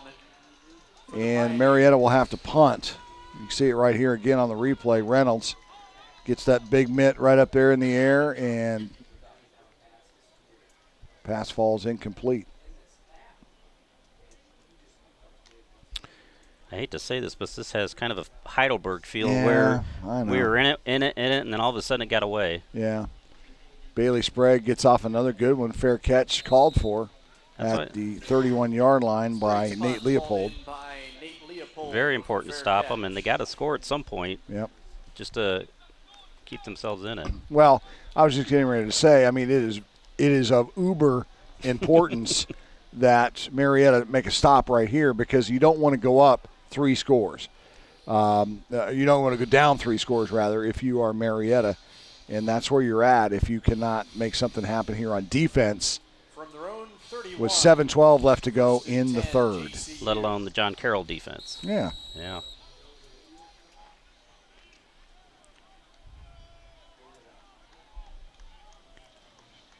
which has proven to be pretty good today. So the pass from Floria is complete to Joseph Torok. Torok by Joseph Torok. Out near the 40. Floria's got some nice footwork on those plays. Those little. They'll spot the ball at the 37. It's a gain of 6. Second down and 4. They give it to Canganelli. Canganelli has the first down as he is out across the 40 to the 42-yard line. Over the right side. So first down, John Carroll, and they keep the drive going. Just enough for a first down, John Carroll. Nice job up there up front. Their big lineman, Andrew Clementi, clearing the way for Canganelli to be able to cut back up inside and get that first down. Marietta jumps. They get back. Now Floria going to change the play. He wants to pass. He's under duress, throws it, and it's positive yards. The pass is complete to Canganelli. Looked like somebody had his arm as he was trying to get it away. Pioneers Brent McClure on the stop. Almost had a hand on him. Yeah. 3 yards on the pickup, 2nd and 7. Clock running at 5:43 to go in the third. Marietta down a couple of touchdowns here. Canganelli just lowers his head. Canganelli takes the handoff. Yeah, John Carroll's just getting themselves in short yarded situations on these third downs, so it's a little easier to pick a play. Yeah. It is third down. Kyler Folkert on the initial hit there for the Pioneers. 3rd and 4 now for John Carroll. Not a huge crowd today, but you can't really fault them. It's a lot of it's weather related, and a lot of it was who else is playing today related. But the faithful that did come out have seen a decent football game so far. Marietta just needs to move that ball on offense, just like John Carroll is doing, as Floria throws a strike to Joseph Torok. Torok did a nice job hauling that one in as he was going to the ground. Down to the 37-yard line. It'll be 1st and 10. About 14 yards on the pickup right there. Close to 15 yards on the pickup. And they keep the ball moving. That was just a little slant route. Yep. Torok lined up in the slot, snapped the ball, and he took 2 steps forward and then cut in, and Floria found him. Canganelli continues to move the football for John Carroll. He's hit by Kyler Folkert. He's down to the 33-yard line.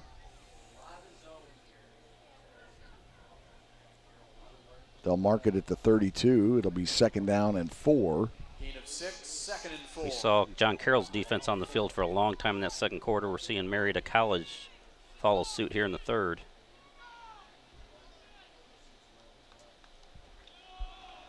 Canganelli, the workhorse, gets the ball again across the 30 to the 29-yard line. He's going to be about 2 yards short of the first down, so it'll bring up 3rd down. He's a hit initially at the line, but just kept those feet going. Kyler Folkert hit him, but didn't try to wrap him up. He just hit him. 3rd and 2. And you can't bring a 195-pound running back, the talents of Canganelli, down that way. You got to hit him and wrap him, because it's going to take a lot to get him off his feet. 3rd and 2 now for the Blue Streaks. Play action. Newberger with the sack. Down goes Floria. Floria is sacked back at the 35-yard line, so it'll bring up a 4th down. Definitely 4-down territory here as Newberger blitzed and was not touched. I don't even know if you ever saw him. Well, he did after, but it was too late. Just like Ray Stevens' streak. I said, don't look, Ethel, but it was too late. And Floria did not see him until obviously it was too late. Some quarterbacks have that sixth sense, but he didn't have it on that play. So 4th and 8, they're going for it. Don't blame them. Floria, straight drop. He's in trouble. Squirts free. He's going to be hit from behind, and he loses the football. If they call that a fumble, Marietta's going to have it. Kyle Folkert on the recovery. Now, question is, was his arm going forward? The official says no, it's Marietta football. Kyle Folkert recovers the fumble. I think that's a good call, Kerry, because he had the arm cocked back to throw it, but it was never going forward. Watch it right here. Tries to make something out of anything. Yeah, and he never quite got that arm. Just started to cock it back. Yeah. And credit Drake Newberger with the strip and Kyle Folkert, Johnny on the spot, to put Marietta in good field position. 1st and 10 from the 38. They needed that defensive stop. They've been on that field for a long time. Yes. Pistol formation. Gives the ball to Tanner Clark. And again, the John Carroll defense is keying on number 9. They have been all day long. And Clark gets about a yard, and that's it. Nate Leopold 2nd and 9. made the stop. Yeah, you get yourself into predictable situations when you only get a yard on first down. Yeah. So Marietta's young offensive line has really had their work cut out for them this afternoon. And John Carroll's is young too, but it seems like they're making things work, and Marietta College is still trying to figure it out. Yeah. And they're multi-dimensional is John Carroll as Giovengo gets the screen pass out to the 47-yard line. They're multi-dimensional because they'll come on a 4-4 defense, and then pretty soon you'll see them in a 3-4 like you saw them just right there. They switched to a 3-4, so they're not committed to that 4-4 defense. A lot of times you see that you'll have a 4-down lineman and you'll have 3 linebackers, a corner, or 2 corners and 2 safeties. This is a traditional 4-man front, but they're not committing to that at all, and now they're going back to a 4-man front. See what I'm saying? Right. They're not peculiar or particular of how they want to play their defense. Clark tries to cut back inside. He's going to be close, but not close enough. No, he's going to be a good yard short. Tackle made by Jack. Needs to get to the 48. They'll spot it at the 47, so 4th down and a yard. What are you thinking? Well, bring in the punt unit. Wow, that's kind of surprising. Especially with the end of the third quarter coming up. Yeah, fans want him to go for it. I kind of wanted to see him go for it. Maybe they let the clock run out, talk about it, and then bring the offense back out. Right now, 10 seconds on the play clock, 6 seconds on the game clock. 3, 2, 1, and they're not going to snap it. So that's the end of the third quarter. They're going to talk about it maybe, and we might see a fake coming up here. Our score, John Carroll, 20, Marietta 7. We're back with the final 15 right after these messages. Stay with us. Sir Speedy, the one-stop shop for all your printing, signage, and marketing needs. Sir Speedy's print, sign, and marketing services have you covered, whether it's banners, business cards, building signs, trade show displays, yard signs, promotional products, and so much more. With our state-of-the-art equipment, no job is too big or too small. And with Sir Speedy's online services, you can request a quote, send files, and place orders right from your desktop. Sir Speedy's got you covered. Visit us on Emerson Avenue or SirSpeedyWV.com.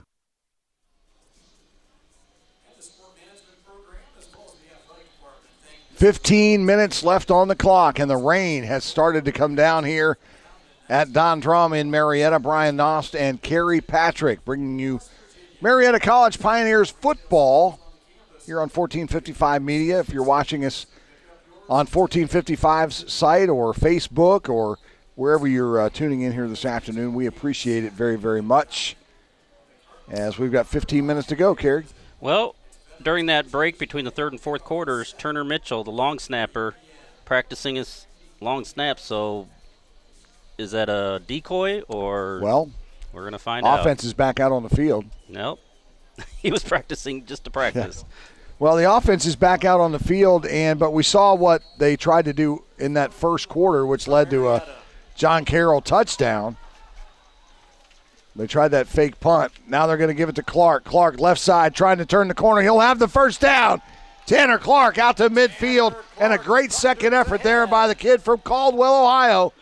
And it's a first down, Pioneers. It wasn't no 25-yard run, but I'll tell you what, that was huge as far as keeping that possession and getting that first down.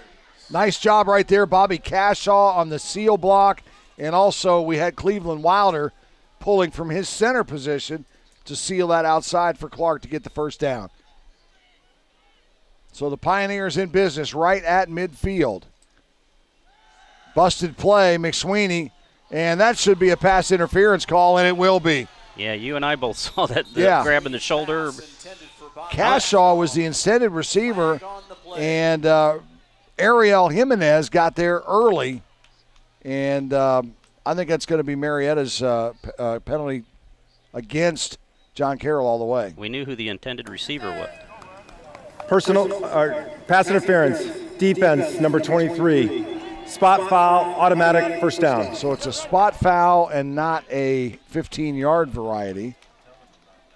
So the ball will be moved now to the 37-yard line. Marietta 1st and 10. It's just starting the fourth quarter. Again, the rain has started to fall again here. Right. We knew who the intended receiver was on that play. I don't even know if the ball was out of the quarterback's hands before the interference occurred. Yeah, he got bumped for sure. Veach in motion.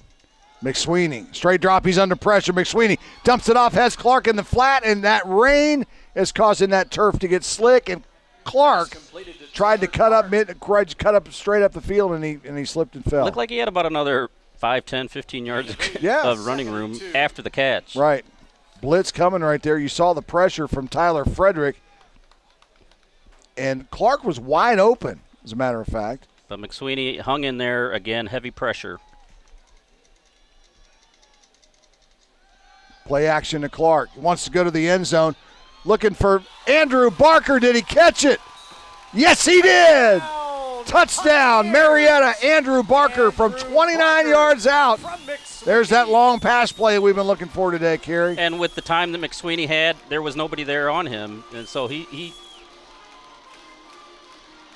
nice, easy throw. Yep. And he beat his defender, Ariel Jimenez. And the Pioneers back in this one, trailing now by 7. Jacob Griffin will attempt. Griffin on to attempt the extra point. Out of the hold of Justin Harvey. And we mentioned the long snapper. Got it out there clean. Turner Mitchell was the long snapper, and through the pipes, right down the middle is Jacob Griffin. So the Pioneers pulled to within 6 against the number 11 team in the country. Marietta 14. 20-14, 13:49 to go. Folks, this word from Marietta Health and Wellness. Marietta Health and Wellness Center is the chiropractic specialist for the Marietta Pioneers. They provide chiropractic care as well as physical and massage therapies to the Marietta College community. With a convenient location half a block from campus and same-day appointments available, Marietta Health and Wellness has your back. They're proud to be part of the Marietta College internship program and want to wish the Pioneers good luck this season from all your friends at Marietta Health and Wellness Center. How big was that 3-yard gain by Tanner Clark on 4th and 2? Huge. Huge. Yeah. And we got a 1 point, or that missed extra point by John Carroll. Will that play out? We shall see. Logan Allward has it teed up at the 35-yard line. Canganelli waits at his 5 for it, and doggone it, Allward kicked it out of bounds. I always say, I love that line. You had one job, right? And that's not to kick the ball out of bounds. Sometimes it doesn't always just, and you don't know how wet that ball is. His foot may have slipped when he hit the ball. You just never know. That's why I love walking the sidelines, because you get the coaches speak down there during a game. Yeah, sometimes it's not for air either. No, it's not for air. No, not at all.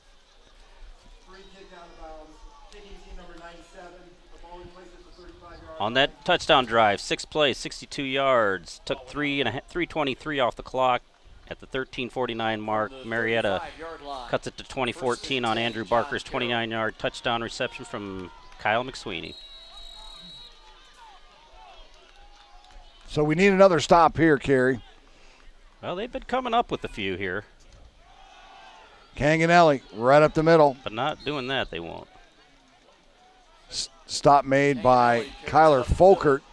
Also, Brent McClure in on the stop. Canganelli just doesn't look like he's slowed down, since he carried the first time in the first quarter there. 2nd and 4 for John Carroll. Marietta making substitutions as John Carroll comes up to the line. 2 wide receivers, one to the top, one to the bottom of your screen.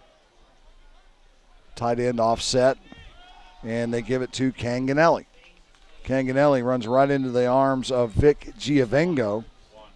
Canganelli takes the handoff. And he'll be just about a yard short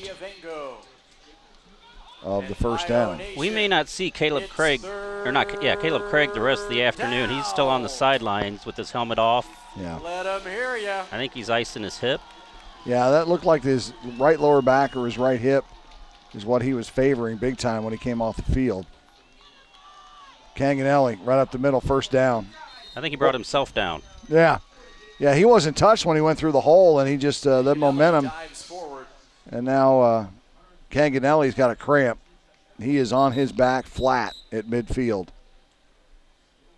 And you can see right there he is in all kinds of pain. This is one of those crampy kind of weather days. You can see it's that left calf they're working on. You ever get those in the middle of the night? You're trying to sleep. I just got one this morning. Did you? Just how ironic. Oh. Wow. My wife heard me, and she's ready to help. Take. I don't know what she's going to do to it. Well, I don't have a wife to hear me, so I have to deal with it myself.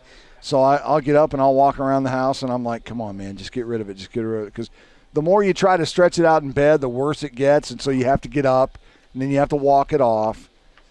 It's just a pain in the butt. I'll tell you what, there's this miracle foam that you can get at the pharmacy. It works. Really? I got to get the name of it. I'll get that for you. Here's an old wives' tale. You know what my dad used to do? This is no lie. Bars of soap under the mattress, he said, would prevent leg cramps. He swore by it. And it worked? Yeah. All right. For him, it did. That it was all in his head. I don't know. Hey. Bars of soap. I mean, go figure, man. I think he's just joshing you. Screen pass in the back to Devin Limerick. No, he's not screening because I borrowed his camper one time. Mm-hmm. And was making the bed, moving sheets around, lifted up the mattress, bars of soap under the mattress. Not kidding. Loss of 2 there, 2nd and 12 on the screen pass to Devin Limerick. Inside 12 minutes now to go in the ballgame. Marietta trails it by 6, 20-14. 2nd down and 12. And the pitch is to Limerick over the right side. Limerick, big hit. First of all, he was hit by Kyler Folkert. Yeah. And then Malik Greer put a hit on him. And Pioneer fans, it's 3rd down. Watch 21, Greer come in here right at the end. Boom, right there. Let 'em hear you in Belpre. 3rd and 6. This is where they needed somebody like Casanelli. Yeah. But we don't see him. Well, with Canganelli on the sidelines, they're going to rely on Devin Limerick. But Limerick last year put the nail in our coffin with 2 scores with under 9 minutes to go. Swing pass is caught. Man, what a great play by Jake Floria. Threw it right over the shoulder of Joseph Torok, and he caught it in stride. Watch, this is beautiful right here. Marietta College defender, I don't think he even had a clue it was cut because the receiver did a good job of not showing his hand. Yeah, Kyler Folkert was on the pass coverage there. It went right over Folkert's shoulder. What a nice play by John Carroll. Give credit where credit is due. First down, John Carroll. I was teasing the radio guys from JCU earlier saying, hey, man, if I'm going to be a homer today, but, man, one of the nicest throws I've seen all year. Handoff right up the middle to Devin Limerick. And Limerick gets another first down. I'm sorry there, Brian. As you said, they may not need Limerick is not a bad option number 2. No, he's not. He's second leading rusher on the team, and he does a great job. And like I said, last year as a freshman, he just won the game for him against us when we were up 10 with 9 minutes to go up at their place. And so Marietta, who, as we mentioned earlier, has never defeated John Carroll. 31 times they've played, and they are 30-0-1 against the Pioneers. You'd think the law of averages. You would think. Just 2, 2nd and 8. A couple of yards on that pickup, 2nd and 8 for JCU. Inside 10 minutes now, 9:35 to go in the ball game. Brian Noss, Kerry Patrick on 1455 Media's coverage from Marietta College. Lemerick wants to cut the corner, and he does. And Lemerick is into the end zone. No, they're going to say he stepped out of bounds. I'll take that. And the Marietta College defensive line overloaded to the opposite side. And where's Lemerick go? Away from him. The other way. Yeah, they're going to say he stepped out of bounds at about the 3 or 4 yard line. Well, they need that kind of break they had in the first half where they stopped them on the 2. Down. Do you see where they spotted the ball, Kerry? Well, they're saying the 4. 4. It's at the 4. 4. Okay, there you go. I see it now. I'll tell you, man, they are big across that front line. 215, or rather 255, 275, 230, 250, 270. Limerick with the handoff, as we still have not seen Canganelli. And that was Folker making the tackle from behind. Nice pursuit. On the play. So, 4th Pio fans, it's and 1. They can get a first down. They just need 1 yard. 4th and 1. Ah. Field goal? Yeah, that's what they're doing. All right. I can see that. Wow. Still make it a 2-score game. Exactly. Make it a 9-point game if he makes it. Anthony Lupo. Lupo is the 20-yard field goal. kicker. It's basically an extra point. Ball spotted at the 10-yard line, and Lupo knocks it straight through. So now it's 23-14 as Marietta with 7:50 remaining in the contest. gives up just a field goal. Now, I think that's probably a win. When you're 4th and 1 from inside the 5-yard line and you only give up 3 points, I'll take that all day long. But then looking at John Carroll, they'll take the 3, make it a 2-score game. Oh, yeah. Hey, listen, game of the week, remaining schedule for the Moran Construction game of the week. Thursday, October 31st, Halloween. Special edition of the Moran Construction game of the week as Webster County comes to town to take on Parkersburg Catholic. And then St. Mary's versus Ravenswood on Friday, November 1st at 7 at Flynn Field in Ravenswood. You're going to be doing that one as well because I will be down south. And then the final game on our schedule, Friday, November 8th. Ron and I will get back together and put the caps on the season, and we're going to bury the hatchet in Ripley, the hatchet game, right? Ravenswood and Ripley, at Ripley. I have a question for our bosses, though. Do I have to wear a costume on Thursday night for the Halloween game? Well, I don't know. You better ask Mitch, man. He is the boss, so, you better ask him. You don't want to show up unprepared. There you go. It's never a good thing. Andy Hahn has it teed up at the 35-yard line. Tanner Clark, James Knox back to receive, rather Tay Pryor back to receive for Marietta, and it goes to Tanner Clark. Clark tries to get around the right side across the 20 and wrapped up there and dropped by R.J. Rosario. R.J. Rosario, Kerry, has had a good ball game today. He's kind of been all over the place. Plays that defensive back position and playing there on special teams. He did a nice job there bringing Tanner Clark down. I mean, I haven't seen a weakness anywhere on that defense or special teams. And kind of recapping that drive there for John Carroll.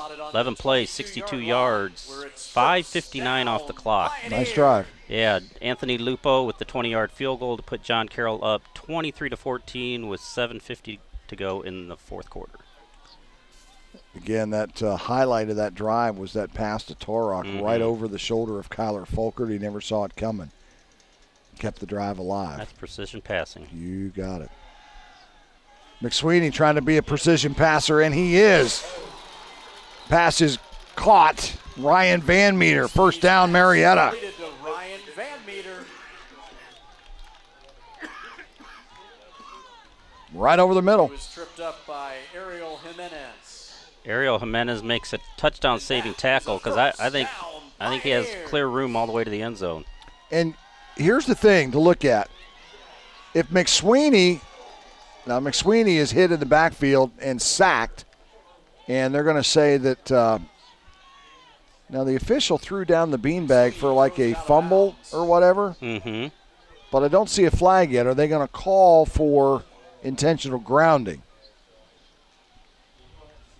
Well, if it's a fumble, we're rolled out of bounds, stops the clock, and they don't lose 15 yards or however many that would be penalized. So he's picking up the beanbag, Incomplete. and they're just calling an incomplete pass.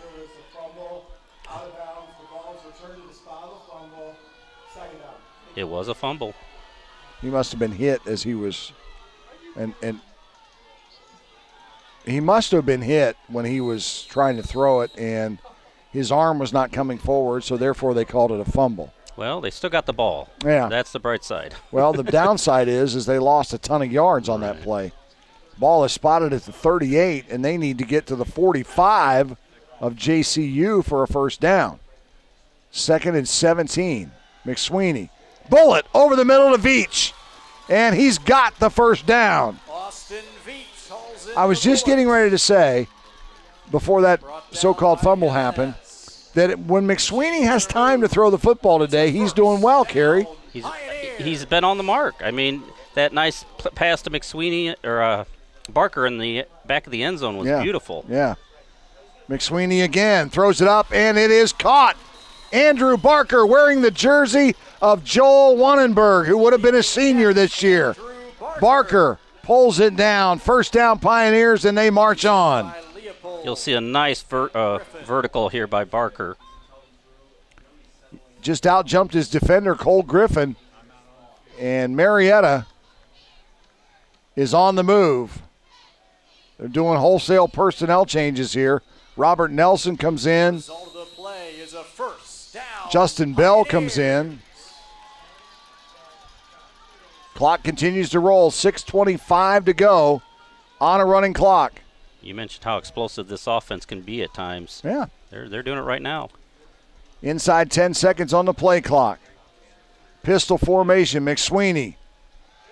And I think they've abandoned the run, Kerry. Now a little screen pass to Justin Bell. Justin Bell down to the 20-yard line, and McSweeney took a shot right in front of the head official, and he kept his flag in his pocket. Watch when he lets go of the ball here. If the camera stays with him long enough, we'll see right here.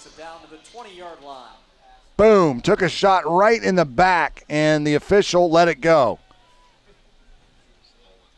2nd and 3, Pio. Pickup of 7 on the play from Knox. It's 2nd and 3. Van Meter goes in motion to the top of your screen. McSweeney dump pass to Bobby Cashaw. Cashaw steps out of bounds at the 12-yard line.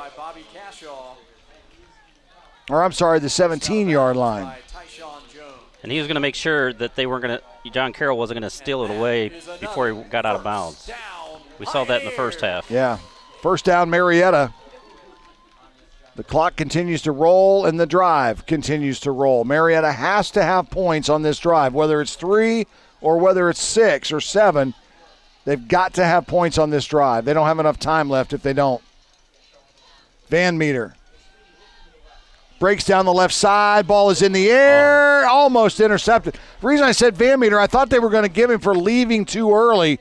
As he was coming around in motion, he kind of turned upfield a little bit right before the snap. But the official let it go. Giovango had it. The John Carroll defender had it, and then nobody had it. 2nd and 10 for Marietta. Pass intended for Van Meter. 5 minutes exactly to go in the ball game. 23-14. Pios trail it. 2nd and 10. Pios hanging right with the number 11 team in the country.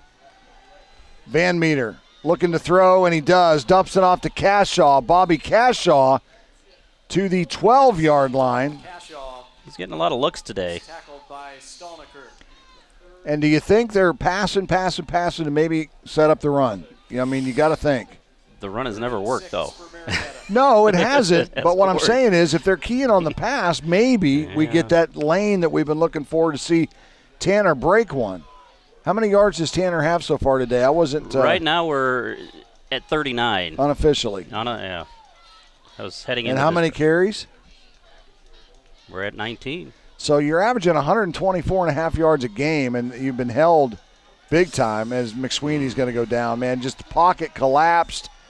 He had nowhere to go but down, and JCU doing a nice job.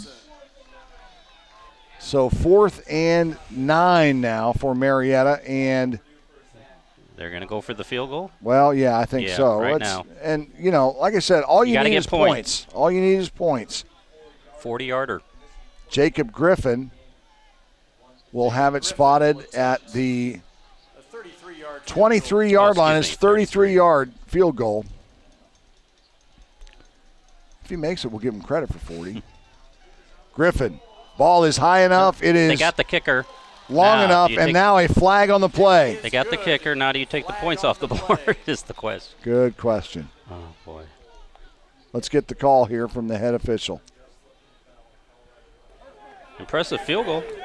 Personal foul, roughing the kicker, defense number 30. Half the distance to the goal, automatic first down. I'll tell you right now what the offense wants to do, and the offense is saying, put us back out there. They want 6. And you know what? So does Andy Waddle. That's what he and Alan Estep are going to do. Alan, of course, the offensive coordinator, has really turned this offense around in the last couple of years. And, Andy not afraid to take a gamble every now and then. You're only 8 yards away, so why not? Yeah. So Estep sends his offense back out there. The ball now first and goal from the 9. Or from the 7, rather, excuse me. McSweeney rolling under pressure, jumps it, intercepted, but the ball was out of bounds. The catch was made out of bounds. Good call by the official. And McSweeney, you just got to throw that ball away. Yeah. I played with fire just a little bit, but I think he knew where the sideline was, but, oh, boy, he almost got his toes down. Yeah, big-time pressure there from Harrison Richardson. That's a cool name. Harrison Richardson. I like Orlando myself. Yeah. So, you want to score quick here because you've already taken 3 points off the board. Mm-hmm. Straight drop. McSweeney overshoots his first receiver. The second one, touchdown. He got his feet down. Touchdown, Marietta, and that's Robert Nelson coming at you. Right there. I don't know how John Carroll defenders did not touch that ball. Oh, my goodness. Well, he overshot his intended receiver. Now, I don't know if he was going. Watch this right here. Right there. He's going for Van Meter, and he actually did tip the ball. The ball was tipped by Tyshawn Jones right into the hands of Robert Nelson. And instead of getting 3 now, the Pioneers score a touchdown. Griffin's kick is up and good. So now, kids, it's a 2-point game with 3:21 to go. Who would have thought that? What do you think people around the OAC are thinking when they see this score pop up? Man, well, they're thinking that Marietta's maybe a little bit better than what they gave them credit for after 2 straight losses and then a win. And, watch it again here, man. Just right up. Van Meter, I take it back. Van Meter was not the intended receiver because Van Meter didn't even know it was coming. He had his back to the quarterback. Nelson pulled it in. Still an impressive play. Yeah. All around. Hey, listen, November 9th, Otterbein and Marietta. Saturday, November 9th, 1:30 is our next game. And it will be the first of 2 back-to-back here at Don Drum as Otterbein will come to town, and then the number 2 team in the nation will come to town. The Purple Raiders, the Raiders of Mount Union. Back deep, Michael Canganelli. So a little bit of life back into the Pioneers here. But as you may have heard Drake, the PA announcer, say, Canganelli is back in the game, and he is back deep for John Carroll. Nice kick by Allward there, and it puts him right in the end zone, and that'll be a touchback. So Canganelli is back on the field after being injured earlier, and it'll be interesting to see how much that they use him on this last drive.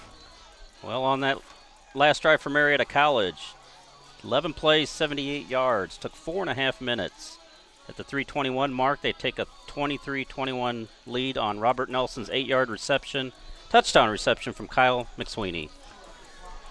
So head coach head coach Rick Finati of John Carroll, who's in his third season, will have to eat this clock up now. Both teams with all 3 timeouts, and here we go. If you could see the Marietta College sidelines, they are jumping. And Caganelli is hitting the backfield, but he squirms away.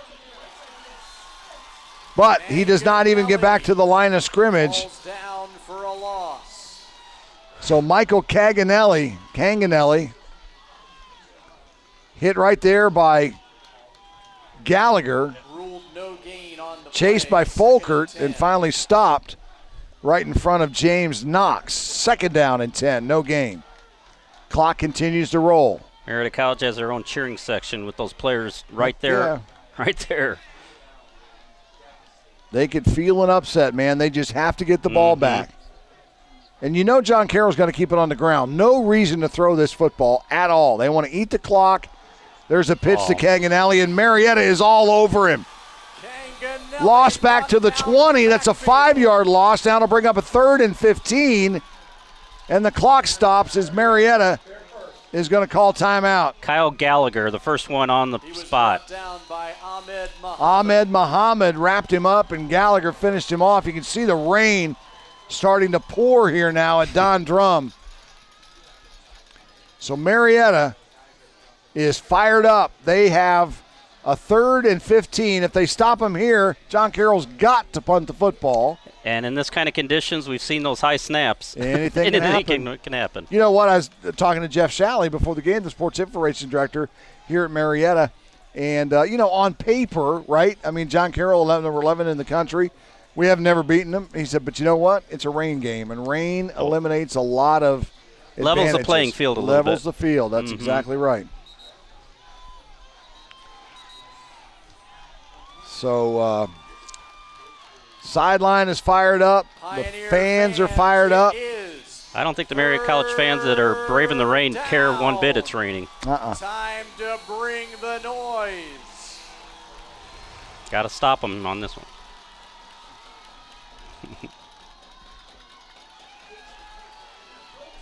Screen pass is complete. And short of the first down is going to be Keyshawn Coleman. Floria just a little dump screen. So what do you do now if you are Rick Finati? You punt the football and say, defense, go win it for us. This is what's won them ball games. I mean, that's what's winning. That's their success. So timeout Marietta. Yeah.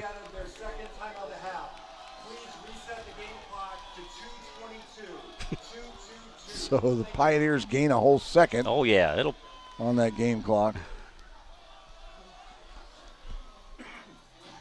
So here's what you need to have happen.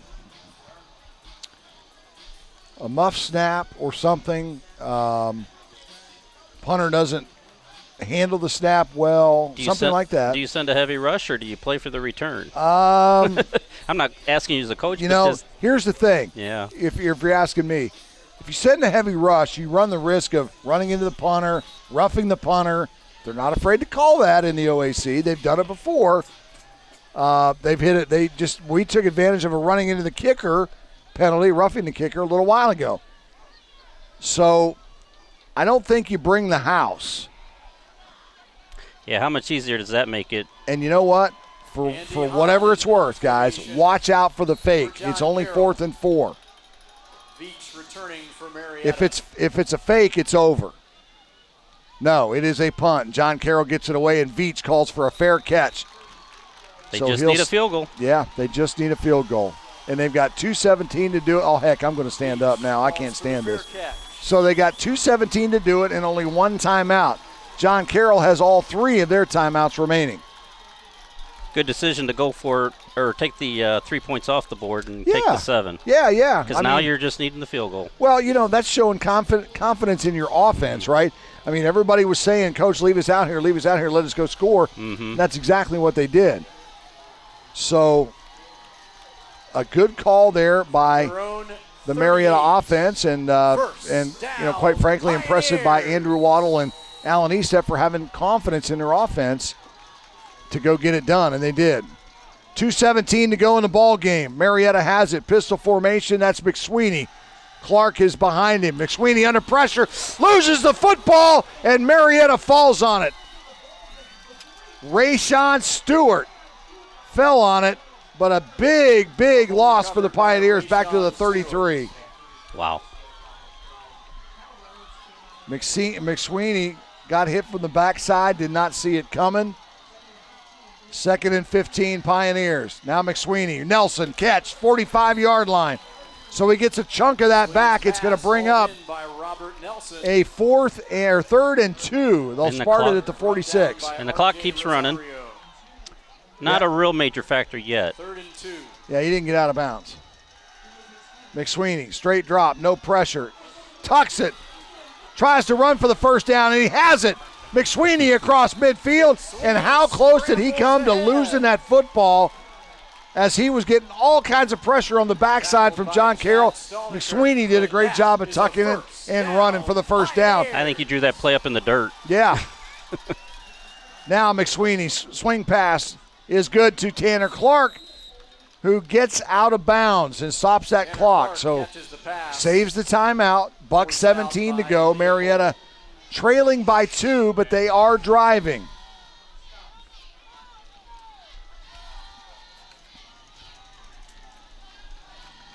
Pioneers with 1 timeout left. Trying to pull off a shocking upset on this rainy Saturday in Marietta, Ohio. 2nd and 10 Pios. Shotgun formation. Sidecar is Clark. Clark goes out of the backfield and they throw it to him, in and out of his hands. No, the officials are going to say no. At first they were going to call a completion, For Tanner Clark. and then they said no, it was in and out of his hands. So we'll watch it again right here. I don't think he ever had it. Yeah, he only had it for about a step. He's got to make 2 steps to the football move. According to the rule, and he didn't do that. Jacob Griffin's long is 41 this year. Good research, man. Well, I was looking for that red line that they show on TV, and yeah, what's up, Mitch? We don't have the red first down line. Have to talk to the boss man on yellow that. First down line, the red field goal line. Dang it. Have to talk to the owner of the company. Clock stopped. 1:13 to go. McSweeney in the pistol. Wants to throw. Needs time to throw. He's under pressure. Got to get rid of it, Kyle. He'll throw it out of bounds. Pass was intended for Robert Nelson. And kids, it is 4th down and ball game. Pass incomplete brings up 4th and 10 for Marietta. So what do you got in your play bag that's 4th down and 10 yards to go? 65-yard field goal. Don't think Jacob's got that. But at least they're in position to at least here with under almost a minute to go. Still have that timeout on the board, but the clock has stopped, so no need to use it here. 23-21, John Carroll. Marietta trying to pull a shocking upset and knock off the number 11 team in the country. This is it right here. McSweeney under pressure. He's going to go down. And no, he breaks free, and now he's going to go down. And Marietta's line just could not give McSweeney time to throw the football as they had pressure from Tyler Frederick. Connor Bogard gave him pressure, and a valiant effort today from the Pioneers is going to come up just short. Connor Bogard right there starts the powwow, I guess you want to say. But, I mean, think about the effort by Marietta College. I mean, to get themselves in position. I know it's not moral victories don't count in the win-loss column, but well, I'll tell you what, if there was a spread today, Marietta definitely covered it. I don't know what it is or if they even talk about that kind of stuff in D3, but First and 10, John Carroll. Marietta with a valiant effort today against the number 11 team in the country. And that's 2 years in a row. They've been right there. Oh, yeah. Now, the one thing is that Marietta never led in this game today, whereas last year, they were up late by 10 and just could not hold on to it.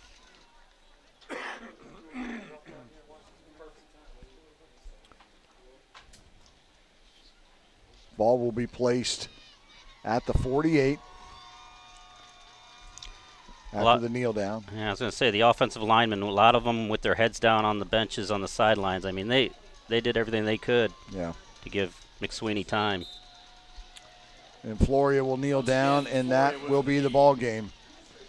Our final score, John Carroll comes into Don Drum and does what everybody thought they could do, and that's beat Marietta at home, but nobody thought the Pioneers would make it the game that they made it today. Final score, John Carroll 23, Marietta 21. High school football coming up next week with Ron and Carrie on Halloween night. And then the next Friday as well. And then Marietta back here in 2 weeks. For our director, Mitch Owen, our producer, Scott McKittrick, all of the guys on camera outside in the rain, everybody in the truck, and for my partner, Carrie Patrick, I'm Brian Austin. Thanks for watching. We'll see you next time. Goodbye, everybody.